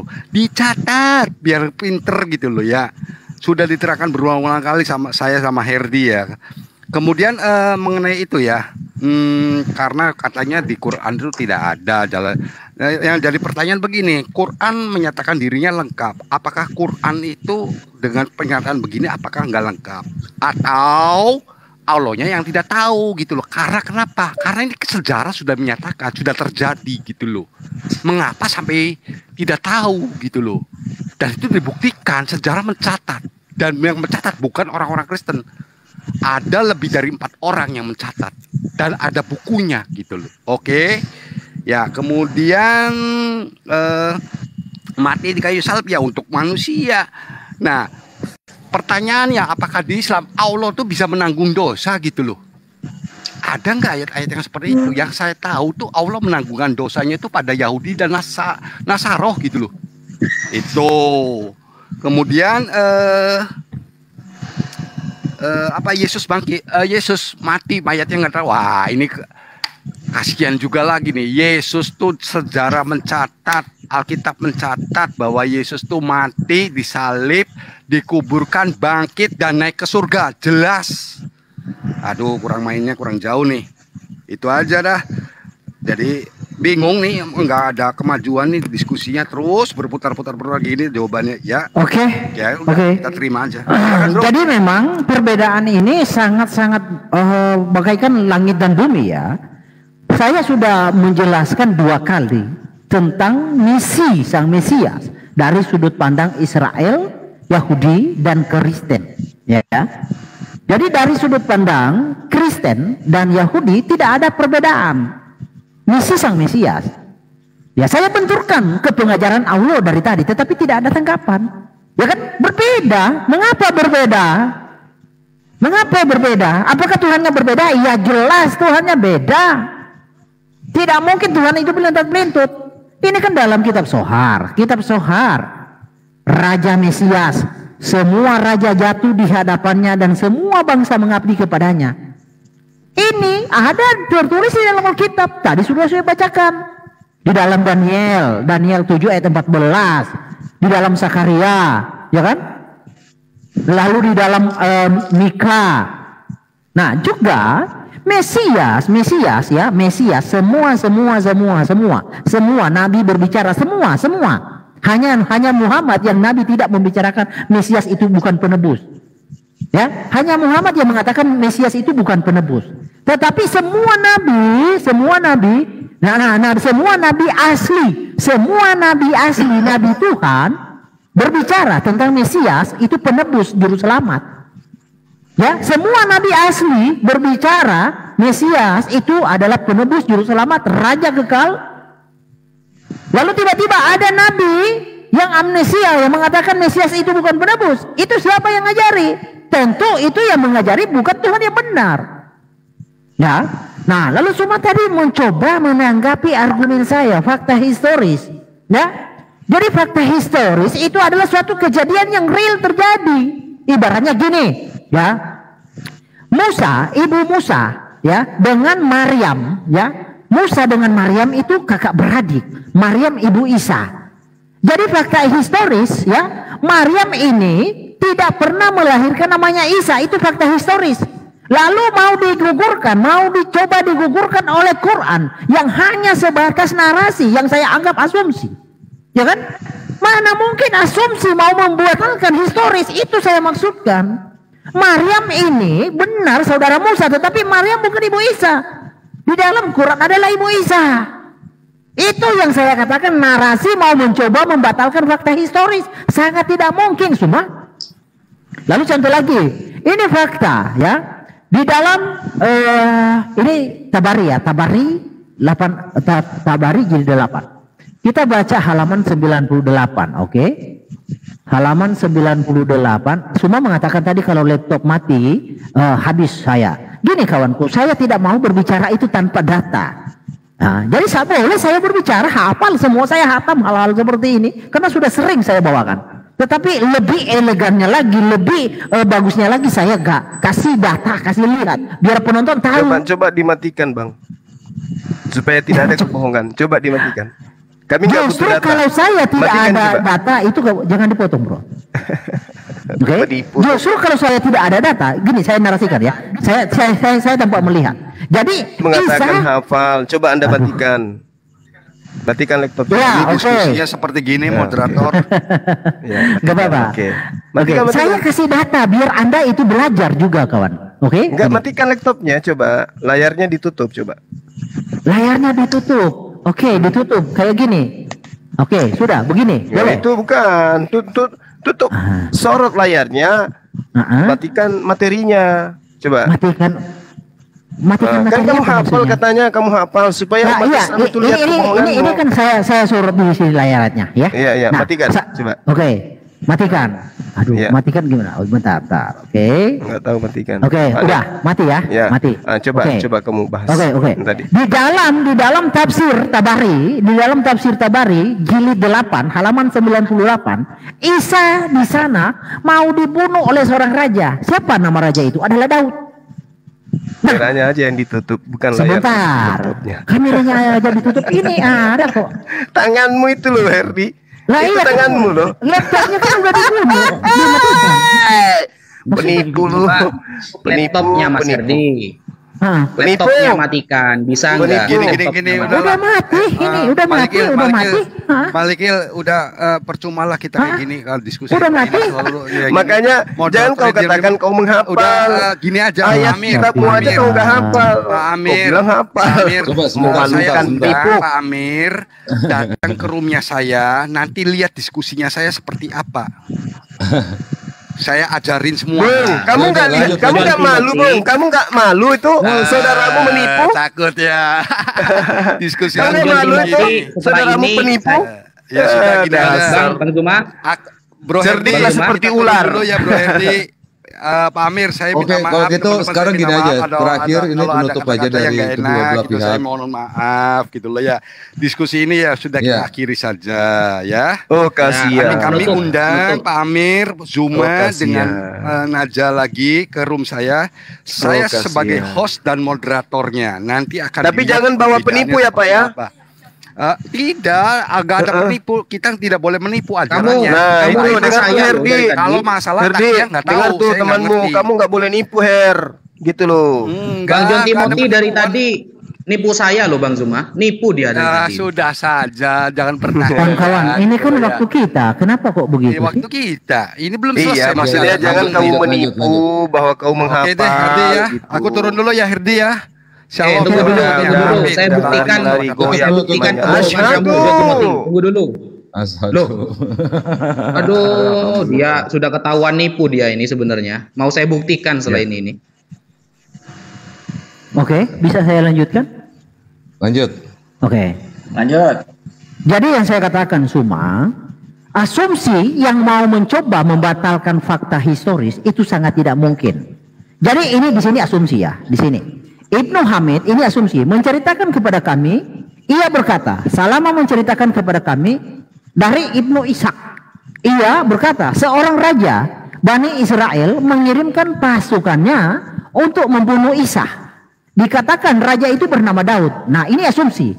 Karena fakta historisnya Daud dengan Isa itu berbeda jauh. Oke, ini asumsi. Lalu gini, ini ya. Nah, di sini asumsi. Ibu Musa ini hamil, tapi perutnya tidak membesar, kondisinya juga tidak berubah dan susunya pun tidak rusak. Ini asumsi, tidak ada di dalam Alkitab bahwa ada susunya ibu Musa mau rusak. Maka para pemeriksa juga tidak memeriksanya. Pada malam dia melahirkan Musa, tidak ada yang kelihatan kecuali saudarinya sendiri yang bernama Maryam. Ini asumsi, Maryam ibu Isa tidak mungkin ada sejaman dengan Musa. Ini asumsi. Itu yang saya katakan. Asumsi tidak mungkin menggugurkan. Bentar. Jangan dipotong. Keluar dari konteks tadi masalah apa? Iya, saya mau membantu ngomongin Suma. Masias. Dia terkait Masias. Mesias saja Mesias. Kan tadi masalah Masias. Oke. Saya mau membantah biar Suma juga tahu. Oke, sudah? Sebentar. Yang kamu bawa itu apa, Herdi? Al-Quran. Oke, di sini Maryam ibu Isa adalah saudara Musa. Apa itu yang kau bawa, Her? Cerita apa itu? Oke, ini nih ya. Saya kasih lihat. Jangan dipotong ya. Ini Imam Al-Hakim. Itu kitabnya umat Islam. Kitab apa itu? Iya. Imam Al-Hakim Al-Mustadrak. Iya, maksudnya itu Dinda Wafi ini kitab apa ini, Dinda Wafi? Gini Bang, Al-Mustadrak itu ya saya sudah bilang sebenarnya kepada Herdi. Oke, udah saya bawa Qurannya aja.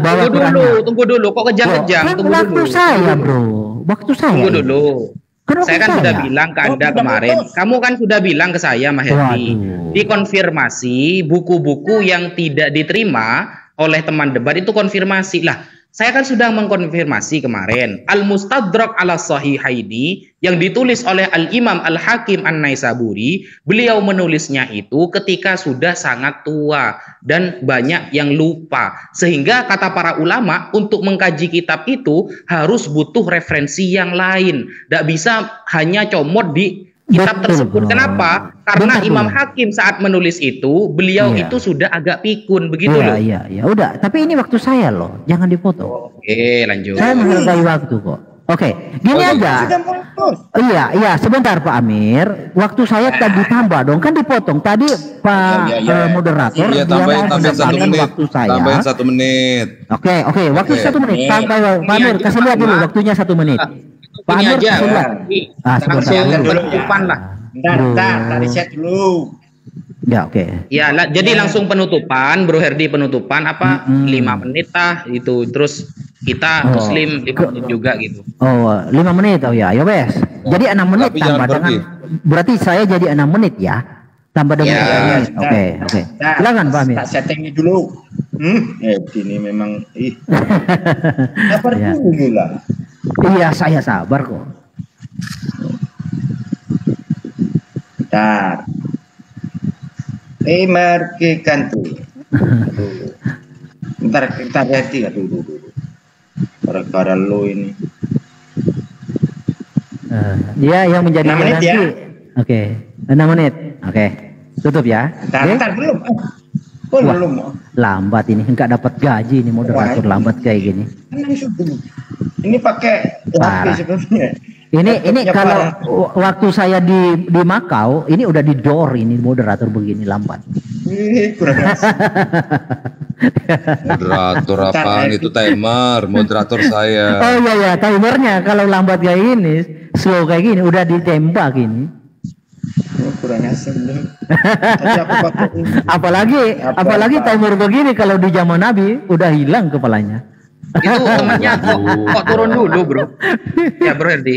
Ya. Temennya kok turun dulu itu kenapa? Enggak apa-apa karena kalau di zamannya Yesus kayak model Herdi ini yang menyesatkan itu diikat leher kamu tuh dengan batu kilangan. Direndam di laut kamu tuh. Nah, mulai. Oke, udah. Mana? Udah, sekarang. Jadi gini, ini kita kasih waktumu. Oke. Kalau memang Imam Al-Hakim yang tadi mau ditolak karena udah tua, amnesia, lalu kalau saya bawa Quran, demikianlah pula Maryam putri Imran, ya, Maryam putri Imran ibunya Isa. Lalu siapa yang mau dikatakan amnesia? Muhammad atau Allah di sini? Ini kan Quran, ya kan? Logikanya kan kayak gitu. Jangan dulu jawab, Bro. Ini waktu saya. Jadi itulah yang saya katakan, Bro Kusuma, kawan Naja, asumsi tidak mungkin bisa membantah fakta historis. Tak mungkin. Asumsi tetaplah asumsi. Makanya di dalam perdebatan dari tadi itu kagak nyambung. Kenapa kagak nyambung? Karena Allah tidak cukup berpengetahuan untuk menyajikan tentang hal-hal Mesias, mengajari umat Islam perihal Mesias seperti apa dan seperti apa. Kagak ada pengetahuannya. Makanya kagak nyambung. Saya tanya, saya jawab sendiri. Mengapa demikian? Karena tidak ada pengetahuan yang disediakan oleh Allah Subhanahu wa taala untuk membekali kawan umat muslim untuk bisa terjun, bisa nyambung di dalam perdebatan ini. Karena hanya bisa nyeletup. Jadi apa yang Allah ajarkan itu hanya bisa menyeletup, tidak bisa membuktikan secara historis. Karena tidak ada hubungannya Tuhan semesta alam dengan Arab. Tidak ada. Jadi yang kita bahas dari tadi adalah Sang Mesias. Sudah saya bawa berjibun data. Mesias di dalam pemahaman orang Yahudi maupun orang Kristen itu tidak ada perbedaan secara misi. Dicatat, ditanam dalam otak. Dalam pemahaman secara misi baik Yahudi maupun Kristen tidak ada perbedaan. Sama-sama mengimani Mesias adalah raja kekal selama-lamanya. Mesias adalah penebus. Mesias adalah juru selamat. Itu misinya. Yang ditolak Yahudi itu adalah oknumnya, bukan misinya. Lalu mengapa tiba-tiba hilang jejak di dalam Quran? Mengapa hilang jejak di dalam pengajaran Islam? Mengapa? Apakah Tuhannya berbeda? Iya, Tuhannya berbeda. Tuhan yang disembah oleh orang Arab bukanlah Tuhan yang benar-benar ada. Karena hanya sebatas halusinasi yang dituangkan di dalam kitab yang disebut Quran maupun hadis maupun tafsir. Bukanlah Tuhan yang real. Tuhan yang real, kata Quran, kata itu adalah Tuhan yang disembah Bani Israel. Iya, benar. Karena Quran mengimani dua Tuhan. Iya, Tuhan yang disembah Bani Israel dan Tuhan yang disembah oleh orang Arab. Jadi dalam hal ini sangat jelas dan sudah terang benderang, tidak ada kelayakan dan tidak ada legitimasi dari Quran yang bisa membenarkan bahwa pengajaran Allah Subhanahu wa taala bisa ikut nyambung dan bisa ikut dalam diskusi tentang perdebatan Mesias atau Al-Masih. Tidak nyambung. Karena tidak ada hal-hal yang bisa melegitimasi. Baik dari pengajaran silsilah apapun itu bentuknya, tidak ada legitimasinya di dalam pengajaran Allah Subhanahu wa ta'ala. Masih ada waktu. Masih panjang. Jadi kawan-kawan, tanamkan dalam hati kalian bahwa fakta histori tidak mungkin bisa digugurkan oleh asumsi.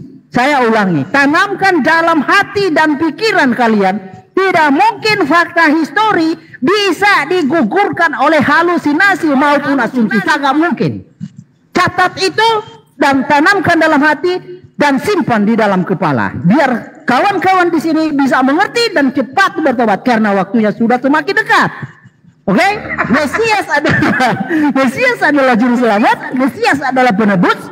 Ya, harus kalian imani, harus kalian yakini keselamatan itu datang dari bangsa Yahudi, bukan dari bangsa Arab. Tanamkan juga dalam hati kalian.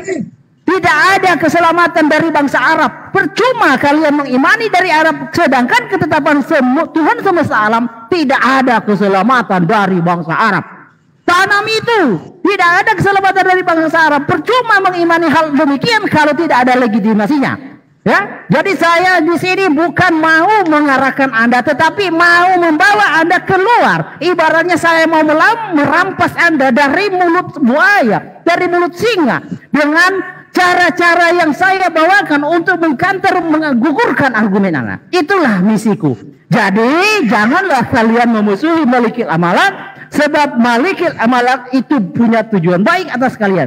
Tidak ada tujuan untuk membuat kalian menjadi almarhum. Tidak ada. Justru Malikil lewat pengajaran Kristus akan membawa kalian kepada hidup yang sebenarnya hidup, bukan laundry-melondri. Itulah yang diajarkan Kristus. Masih ada waktu? Oke? Nah, oke. Jadi kawan-kawan, saya harap ya. Gimana? Jangan lupa.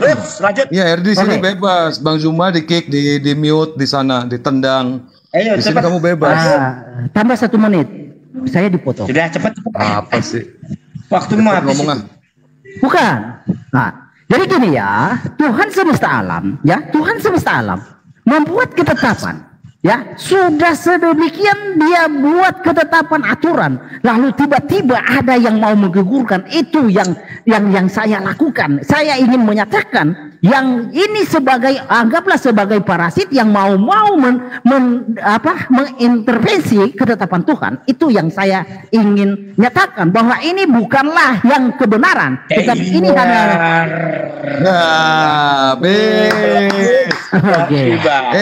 ini dari moderator. Erdi di sini dikasih kebebasan.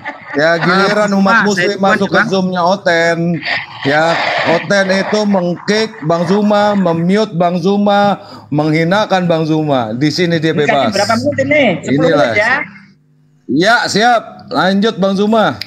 Berapa saya dulu Bang ya? Ya, silakan. 10 menit. Saya akan menguak ya kebohongan Mas Herdi dengan kebohongan John Timotius. Dia kabur dulu karena ketahuan bohong, kawan. Ya, lanjut. Iya. Bentar. Nah, settingnya dulu. Oke, monggo. Lanjut. Ini kamu tadi mengatakan, dan John Timotius mengatakan, yang dari jalur Nathan anaknya Daud itu adalah keturunan dari Maria. Kalau yang dari jalur Salomo dari Yusuf. Itu ya yang sampai saya dikata-katain sama John Timotius barusan itu ya. Kita lihat di dalam Bible, kita kuak kebohongannya teman-teman ya. Di dalam Matius 1 nomor pertama dijelaskan, ini silsilah Yesus Kristus, anak Daud, anak Abraham. Abraham memperanakkan Ishak, Ishak memperanakkan Yakub, Yakub memperanakkan Yehuda dan saudara-saudaranya. Terus sampai ayat ke-16, nomor 16. Ini kebohongannya ya. Apakah benar yang satu menerangkan jalur Maria dan satu menerangkan jalur Yusuf? Ini. Sampai ke-16 terakhir, Yakub memperanakkan Yusuf suami Maria. Ini jalurnya keturunan Yusuf Diar. Selamat datang di kebenaran. Yang melahirkan Yesus yang disebut Kristus. Di sini adalah ayat yang perlu direvisi Mas Herdi. Kenapa? Karena Yusuf tidak melahirkan Yesus. Sejak Bunda Maria hamil, lalu mendatangkan Yusuf sebagai ayah biologis, dia tidak pernah tidur bersama Maria sampai Yesus lahir. Jadi ayat ini harus dihapus. Selingkuh karena di sini dikatakan Yusuf suami Maria yang melahirkan Yesus, padahal bukan.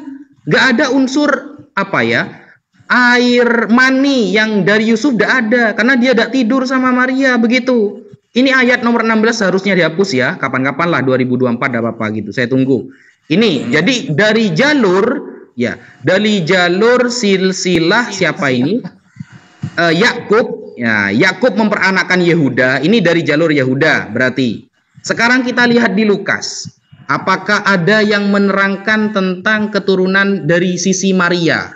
Saya kan mengatakan tadi dari Yusuf semua ya, gak ada yang Maria. Lukas 3 nomor 23, Bro Herdi. Ini makanya Timothy kabur ya, karena dia takut ini, ketahuan bohongnya. Lukas 3 nomor 23, ketika Yesus memulai pekerjaannya, ia berumur kira-kira 30 tahun dan menurut anggapan orang ia adalah anak Yusuf, anak Eli, anak Matat, anak Lewi, anak Malki, anak Yanai, anak Yusuf. Nah, terus ini diterangkan sampai ayat terakhir sampai ke Adam. Jadi antara Lukas dan Matius sama-sama menerangkan silsilah Yesus dari Yusuf, Pak Yusuf Herdi. Gak ada yang menerangkan dari Maria, jedor. Selamat datang di kebenaran, jangan terguncang gitu loh. Kenapa? Karena John Timothy enak aja dari barusan bilang mengatakan, kan sudah dikatakan yang satu Nathan dari jalur Maria, yang satu dari jalur Yusuf katanya. Ternyata Bible mengatakan seluruhnya dari jalur Yusuf. Tidak ada keterangan dari jalur Maria. Jadi ketahuan bohong ya. Ini Bible loh yang mengatakan. Dan Bible ternyata di Matius 1 nomor ke-16-nya harus direvisi Mas Herdi. Karena kalimatnya itu Yusuf melahirkan Kristus. Padahal Yusuf tidak pernah tidur bersama Maria sampai Yesus lahir. Sampai Tuhan Anda lahir. Begitu. Nah, mungkin itu dulu yang bisa saya sampaikan. Lanjut Bang Zuma. Sekian. Monggo Bang Zuma. Iya, baik. Jadi ketika saudara mau mengatakan histori itu tidak mungkin batal oleh narasi. Histori yang sebenarnya itu yang mana sih? Yang Yahudi atau yang Kristen gitu? Setahu saya Yesus itu orang Yahudi yang tahu tentang sejarah, tentang apa yang terjadi, tentang mereka orang Yahudi ya Yahudi. Kalau Anda mengatakan tentang Mesias Yahudi dan Kristen itu sama, visinya sama dan seterusnya, betul apa yang dikatakan oleh Dinda Wafi, Anda jangan jadi Kristen, Anda jadi Yahudi aja. Tapi faktanya hari ini Yahudi, Kristen, beda antara langit dan bumi gitu loh. Lalu tadi Anda menarasikan Islam menyembah dua Tuhan. Ya, Anda masih kalah kalau Anda menuduh seperti itu. Anda tiga Tuhan. Ya, nah, ada itu umat Islam menyembah dua Tuhan. Anda keliru. Lalu ketika Anda mengatakan Mesias itu kekal, Mesias itu penebus, maka yang dikatakan penebus di dalam pemahaman orang Yahudi itu adalah seperti dalam Keluaran 29 nomor 14. Kulit, daging, dan juga tai kotoran sapi itu adalah penebus. Apakah mereka juga Mesias? Sapi itu Mesias?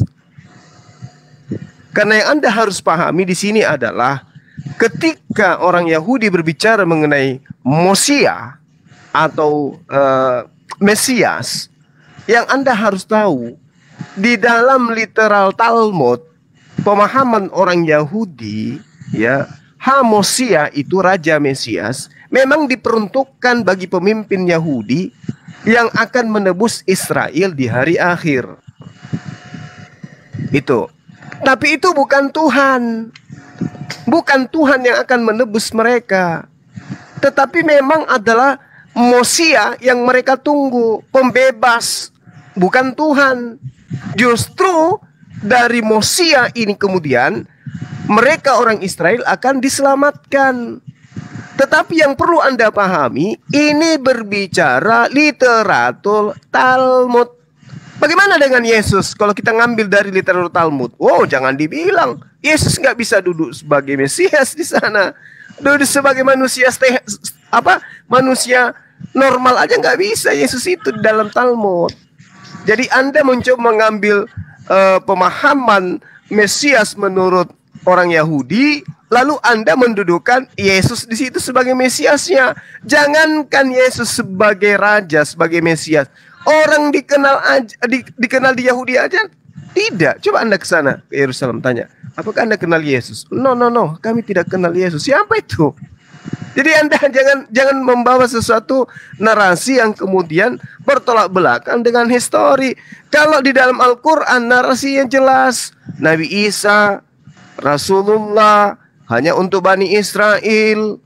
Itu jelas itu. Dan dia bukan Tuhan, dia juga bukan raja. Tunjukkan kepada saya, di mana di dalam kitabnya orang Yahudi anak Maria itu adalah raja, di mana itu tertulisnya? Ya. Jadi Anda keliru ketika Anda mengatakan Al-Quran itu salah, Allah tidak tahu dan seterusnya. Justru kedudukan Yesus menurut Yesus di dalam Yohanes 5 nomor 36 bahwa dia hanyalah nabi yang diutus kepada Bani Israel, yang membuktikan kenabiannya dengan pekerjaan-pekerjaan, mujizat-mujizat, tanda-tanda kepada Bani Israel, dan mengakui dirinya adalah utusan Tuhan. Itu sudah berkesesuaian dengan Al-Quranul Karim. Tapi kalau dikatakan dia adalah Tuhan yang dilantik menjadi Tuhan, kemudian manusia yang bangkit pada hari ketiga, itu tidak ada historinya. Kalau Anda tidak percaya, tolong Anda tunjukkan kepada saya, cari datanya, siapa manusia pertama yang melihat Yesus duduk, berdiri, berjalan dari dalam kubur. Tidak akan Anda bisa temukan itu. Artinya narasi yang dibangun oleh kitab Anda itu tidak berkesesuaian dengan fakta, sejarah, histori. Al-Quran mengatakan dia nabi, dia rasul, sesuai dengan pernyataan-pernyataan Yesus dalam kitab Anda. Tapi kalau Anda mengatakan Mesias itu adalah Tuhan, di mana Mesias itu Tuhan? Di mana? Tidak ada Mesias itu Tuhan. Lalu ketika Anda mengatakan Mesiasnya orang Yahudi sama dengan Mesiasnya orang Kristen dalam arti visi, memang sama dalam visinya, menyelamatkan Bani Israel dari perbudakan, dari penjajahan. Yesus mampu enggak? Tidak. Ketika Yesus datang kepada Bani Israel, Israel lagi di bawah tekanan tentara Romawi, kerajaan Romawi, kekaisaran Romawi. Yesus bisa menyelamatkan mereka dari penindasan itu? Tidak. Justru yang menyelamatkan mereka, orang Yahudi, dari penjajahan Imperium Romawi itu adalah sahabat Rasulullah Muhammad Sallallahu Alaihi Wasallam. Yesus tidak sanggup, Yesus tidak mampu.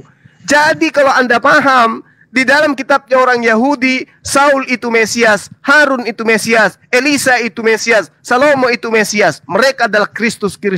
Tapi mereka tidak pernah diimani sebagai Tuhan yang datang mati, dibunuh oleh manusia. Demikian. Itu yang Anda harus pahami. Mesias Anda dan Mesias Yahudi itu berbeda. Mesias Yahudi dan Mesias Islam justru sama. Pahami? Silakan. Bom meletus menunjukkan waktu sudah habis. Oke. Thank you. Terima kasih Bro buat Herdi. kawan-kawan ya. Oke. Terima kasih Bro Herdi ya. Nanti kalau memang ada besok saya kalau ada waktu ya, kalau Bro Gema gimana besok kita mau diskusi soal yang tadi Bro bawa atau gimana? Atau boleh, Bro nggak Wafi? masalah. Oh boleh. Di sini. Iya, ada Bro Wafi juga boleh, ada saya juga boleh. Di sini boleh. Jadi 2 vs 2 atau 1-1? 2-2 juga nggak apa-apa. Atau 1-1 aja dulu Bro. Gimana? 1-1. Kita 2 boleh. Oke, nggak masalah. Intinya gini, saya pesan aja buat room komalnya Kristen. Kalau seandainya dia yang udah nggak mampu untuk menjawab dari pertanyaan dari orang Islam, khususnya Bang Juma, jangan main mute dan kick. Kita memberikan kebebasan Anda di sini. Bang. Saya banyak diblokir mereka, Bang. Diblokir lagi, ya. Tolong sampaikan ke mereka. Di sini aman kok. Semua Kristen kalau sampaikan ke mereka, ya. Gini, kawan-kawan Kristen kenapa blokir Bro Suma? Karena Bro Suma di room kawan-kawan Kristen itu sering kesurupan, tidak teratur. Yang kesurupan itu di dalam Islam nggak ada ajaran kesurupan. Yang ada ajaran kesurupan itu di kitab Anda. Oke, nanti dikabarin Markus 5:9 itu kesurupan, Bro, yang nyembah Yesus itu. Bro Gema, Pak Amir nanti Pak John yang kabar ya. Topiknya Pak Gema aja yang tentukan. Gimana? Terserah. Oke, ya. Pak John bro, Pak John ini gimana ya? Yang pertama tadi sudah turun duluan, yang kedua dia itu lebih dikit banget ngomongnya gitu loh. Kayaknya 2 lawan 1 kalau gini. Enggak apa-apa, aman-aman. Iya betul. Enggak apa-apa. Terus keduanya yang nyentil banget dia ngocehnya gitu loh. Yang anehnya itu. Padahal itu nggak nanti dikabarin Pak John ya, Bro Gemah. Pak Amir, room Anda saya pinjam lagi kali ini besok. Ya, boleh ya Pak Amir? Oke. Tema dari kita berarti ya? Iya, dari Bro Gemah. Tapi ya pastikan temanya 2 arah, jangan 1 arah, kawan. Boleh? Oke, yuk. Ya, nanti temanya itu temanya berarti silsilah saya dari Musa, jenengan dari Fir'aun gitu ya? Oke. Nanti ya kawan-kawan semua ya, Suma, Bro Naja, Alif yang baru masuk, Bro Gema dan Pak Amir ya. Saya izin turun ya. Selamat malam semua. Ya, malam. Sampaikan ya pesan-pesan saya tadi ya. Tolong jangan main mic, blokir dan mute ya. Oke, makasih. Oke. Thank you. Yuk, sama-sama. Masalah, mantap Bang Zuma, mantap. Tema itu 1 kurang ya Bang Zuma tadi. Katanya. Bang Zuma kurang 1 tadi. Ada bahasa yang kurang di sini Bang Zuma ini ya. Teman-teman semuanya netizen ya. Nggak ada bahasa tadi itu nenek kau kiper, tuyul itu nggak keluar itu Bang Zuma. Kenapa itu Bang? Mereka nggak terlalu menyerang Bang. Oh nggak menyerang ya. Oh iya. Nah, andai saja dia kasar-kasar sedikit udah rontok buat. Udahlah, makasih banyak ya Dinda Wafi, masya Allah. Ya, saya masih remahan rengginang saya Bang. Luar biasa. Siap Bang. Dinda Alif juga ada di sini. Lapak saya nih. Oke. Baru nyimak. Keburu kursinya dipakai orang makanya saya naik. Assalamualaikum Tan Alif. Waalaikumsalam warahmatullahi wabarakatuh. Habis ramah sama kawan-kawan yang lain tadi di luar. Lanjut. Oke. Saya aslinya mau pakai istilah nenek lo kipir tapi belum izin ke Bang Zuma, gak enak saya. Kena copyright nanti. Enggak, nenek kiper itu enggak kena. Iya, kena copyright soalnya punya Ustadz Juma, jadi kena copyright. Sahabat-sahabat sekalian, masya Allah luar biasa ya rekan-rekan. Pada malam hari ini dialog kita terkait dengan Mesias ya, Al-Masih dan seterusnya. Kita mau menguraikan Al-Masih di dalam Al-Quran kan enggak terlalu seperti di kitab mereka jadi Tuhan, jadi Nabi, raja di atas raja, penebus dosa segala macam. Di Al-Masih di kita itu adalah gelar ya. Isim a'lam itu artinya gelar yang diberikan kepada satu manusia, dan itu hanya gelar aja supaya menyadarkan kaum terdahulu untuk tidak menyembah kepada dirinya. Makanya dikatakan Ibnu Maryam, anak laki-lakinya Maryam. Jadi ketika ditanyai tentang Al-Quran membahas Mesias, tidak perlu kita menambahkan, tidak perlu kita mengurangi hal yang ada di dalam Al-Quran. Kita katakan apa adanya.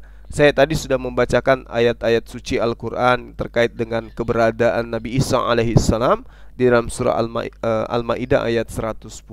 Ya kan? Wahai Isa putra Maryam, ingatlah kamu nikmatku kepadamu dan kepada ibumu sewaktu aku menguatkanmu dengan Roh Kudus. Engkau dapat berbicara dengan manusia dan seterusnya. Itu diterangkan dalam Al-Quran. Itu diterangkan Al-Quran. Itulah Al-Masih yang ada dalam Al-Quran. Membangkitkan orang mati dengan izin Allah, menyembuhkan orang buta dengan izin Allah, segala-galanya dengan izin Allah. Membuktikan bahwa Al-Masih itu ya liputannya adalah sama kesaksian Yesus. Yohanes 5 nomor 36. Ada kesaksianku yang lebih penting dari Yohanes, bahwa semua pekerjaan yang aku lakukan itulah yang bersaksi, pekerjaan itulah yang bersaksi bahwa Allah yang mengutus aku. Jadi jelas Al-Maidah sudah menjelaskan itu. Item-item pekerjaan Yesus yang diterangkan dalam Al-Quran itu membuktikan dirinya adalah Nabi, dirinya adalah Rasul. Sama persis dengan kesaksian Yesus dalam Yohanes 5 nomor 36. Nah, adapun dia adalah Mesias, penebus yang kekal, Allah yang perkasa dan seterusnya, itu kan data-data yang ditambah-tambahkan ya, yang tidak sesuai dengan histori. Justru apa yang diterangkan mereka terkait dengan Mesias itu menabrak semua histori Yesus coba dibilang raja perkasa. Di mana Yesus jadi raja dan perkasanya di mana? Historinya di mana itu? Sejarahnya di mana? Nggak ada sejarahnya dia pernah menjadi raja. Nabrak histori gitu loh. Oke, teman-teman sekalian, saya rasa cukup ya. Kiranya apa yang kita sampaikan pada malam hari ini itu mendapatkan pahala dari sisi Allah, dan kita jadikan ini sebagai acuan untuk lebih banyak belajar lagi. Dan ya untung saja malam ini tidak debat di Komal Oten ya. Kalau di Komal Oten debatnya melihat teman-teman melakukan infak sedekah tentang apa yang mereka inginkan terjadi terhadap komalnya Bang Suma. Ada yang kasih apa tadi tuh? Singa. Untung nggak ada yang kasih buaya, biawak, apalagi kerasakti. Untung cuma dikasih singa. Iya kan? Iya, ikan paus. Untung nggak kasih ikan hiu, ikan buntala. Dan andaikan itu terjadi di Komal Oten, pasti banyak yang bunuh diri itu loh. Ya, untung di Komal umat Islam ada yang memberikan seperti itu. Coba di tempatnya mereka terus saya dikasih harimau, singa, buaya, biawak, komodo, kura-kura ninja. Pasti banyak orang yang bunuh diri. Makanya stres yang saat itu John Timothy lari, dia kabur, dia ngamuk-ngamuk. Dia nggak pernah bertanya, dibilangnya dia bertanya. Ngamuk, dia kabur, lari sendiri, ngambek dia. Iya, ketahuan si Herdi pembohong, dibilangnya hafal. Begitu ditanya coba matikan laptop, ditutupnya pakai jari-jarinya. Gila. Iya, kameranya yang ditutup. Dikiranya kita ini bisa dibodoh-bodohi, ya kan? Oke teman-teman, saya kira seperti itu ya apa yang kita sajikan pada malam hari ini. Terima kasih atas kebersamaan antum semua. Kiranya Allah memberkati kita semua dan juga keluarga. Saya akhiri, subhanakallahumma bihamdi, asyhadu alla ilaha illa anta, astaghfiruka wa atubu ilaik. Salam tauhid, salam satu Tuhan, Allahu Akbar. Assalamualaikum warahmatullahi wabarakatuh. Tidak bohong. Bang Darmawan Syah Nusi, tidak bohong beng. Tidak disebut tidak bohong. Allahu Akbar. Assalamualaikum warahmatullahi wabarakatuh, sahabat-sahabat sekalian. Terima kasih ya.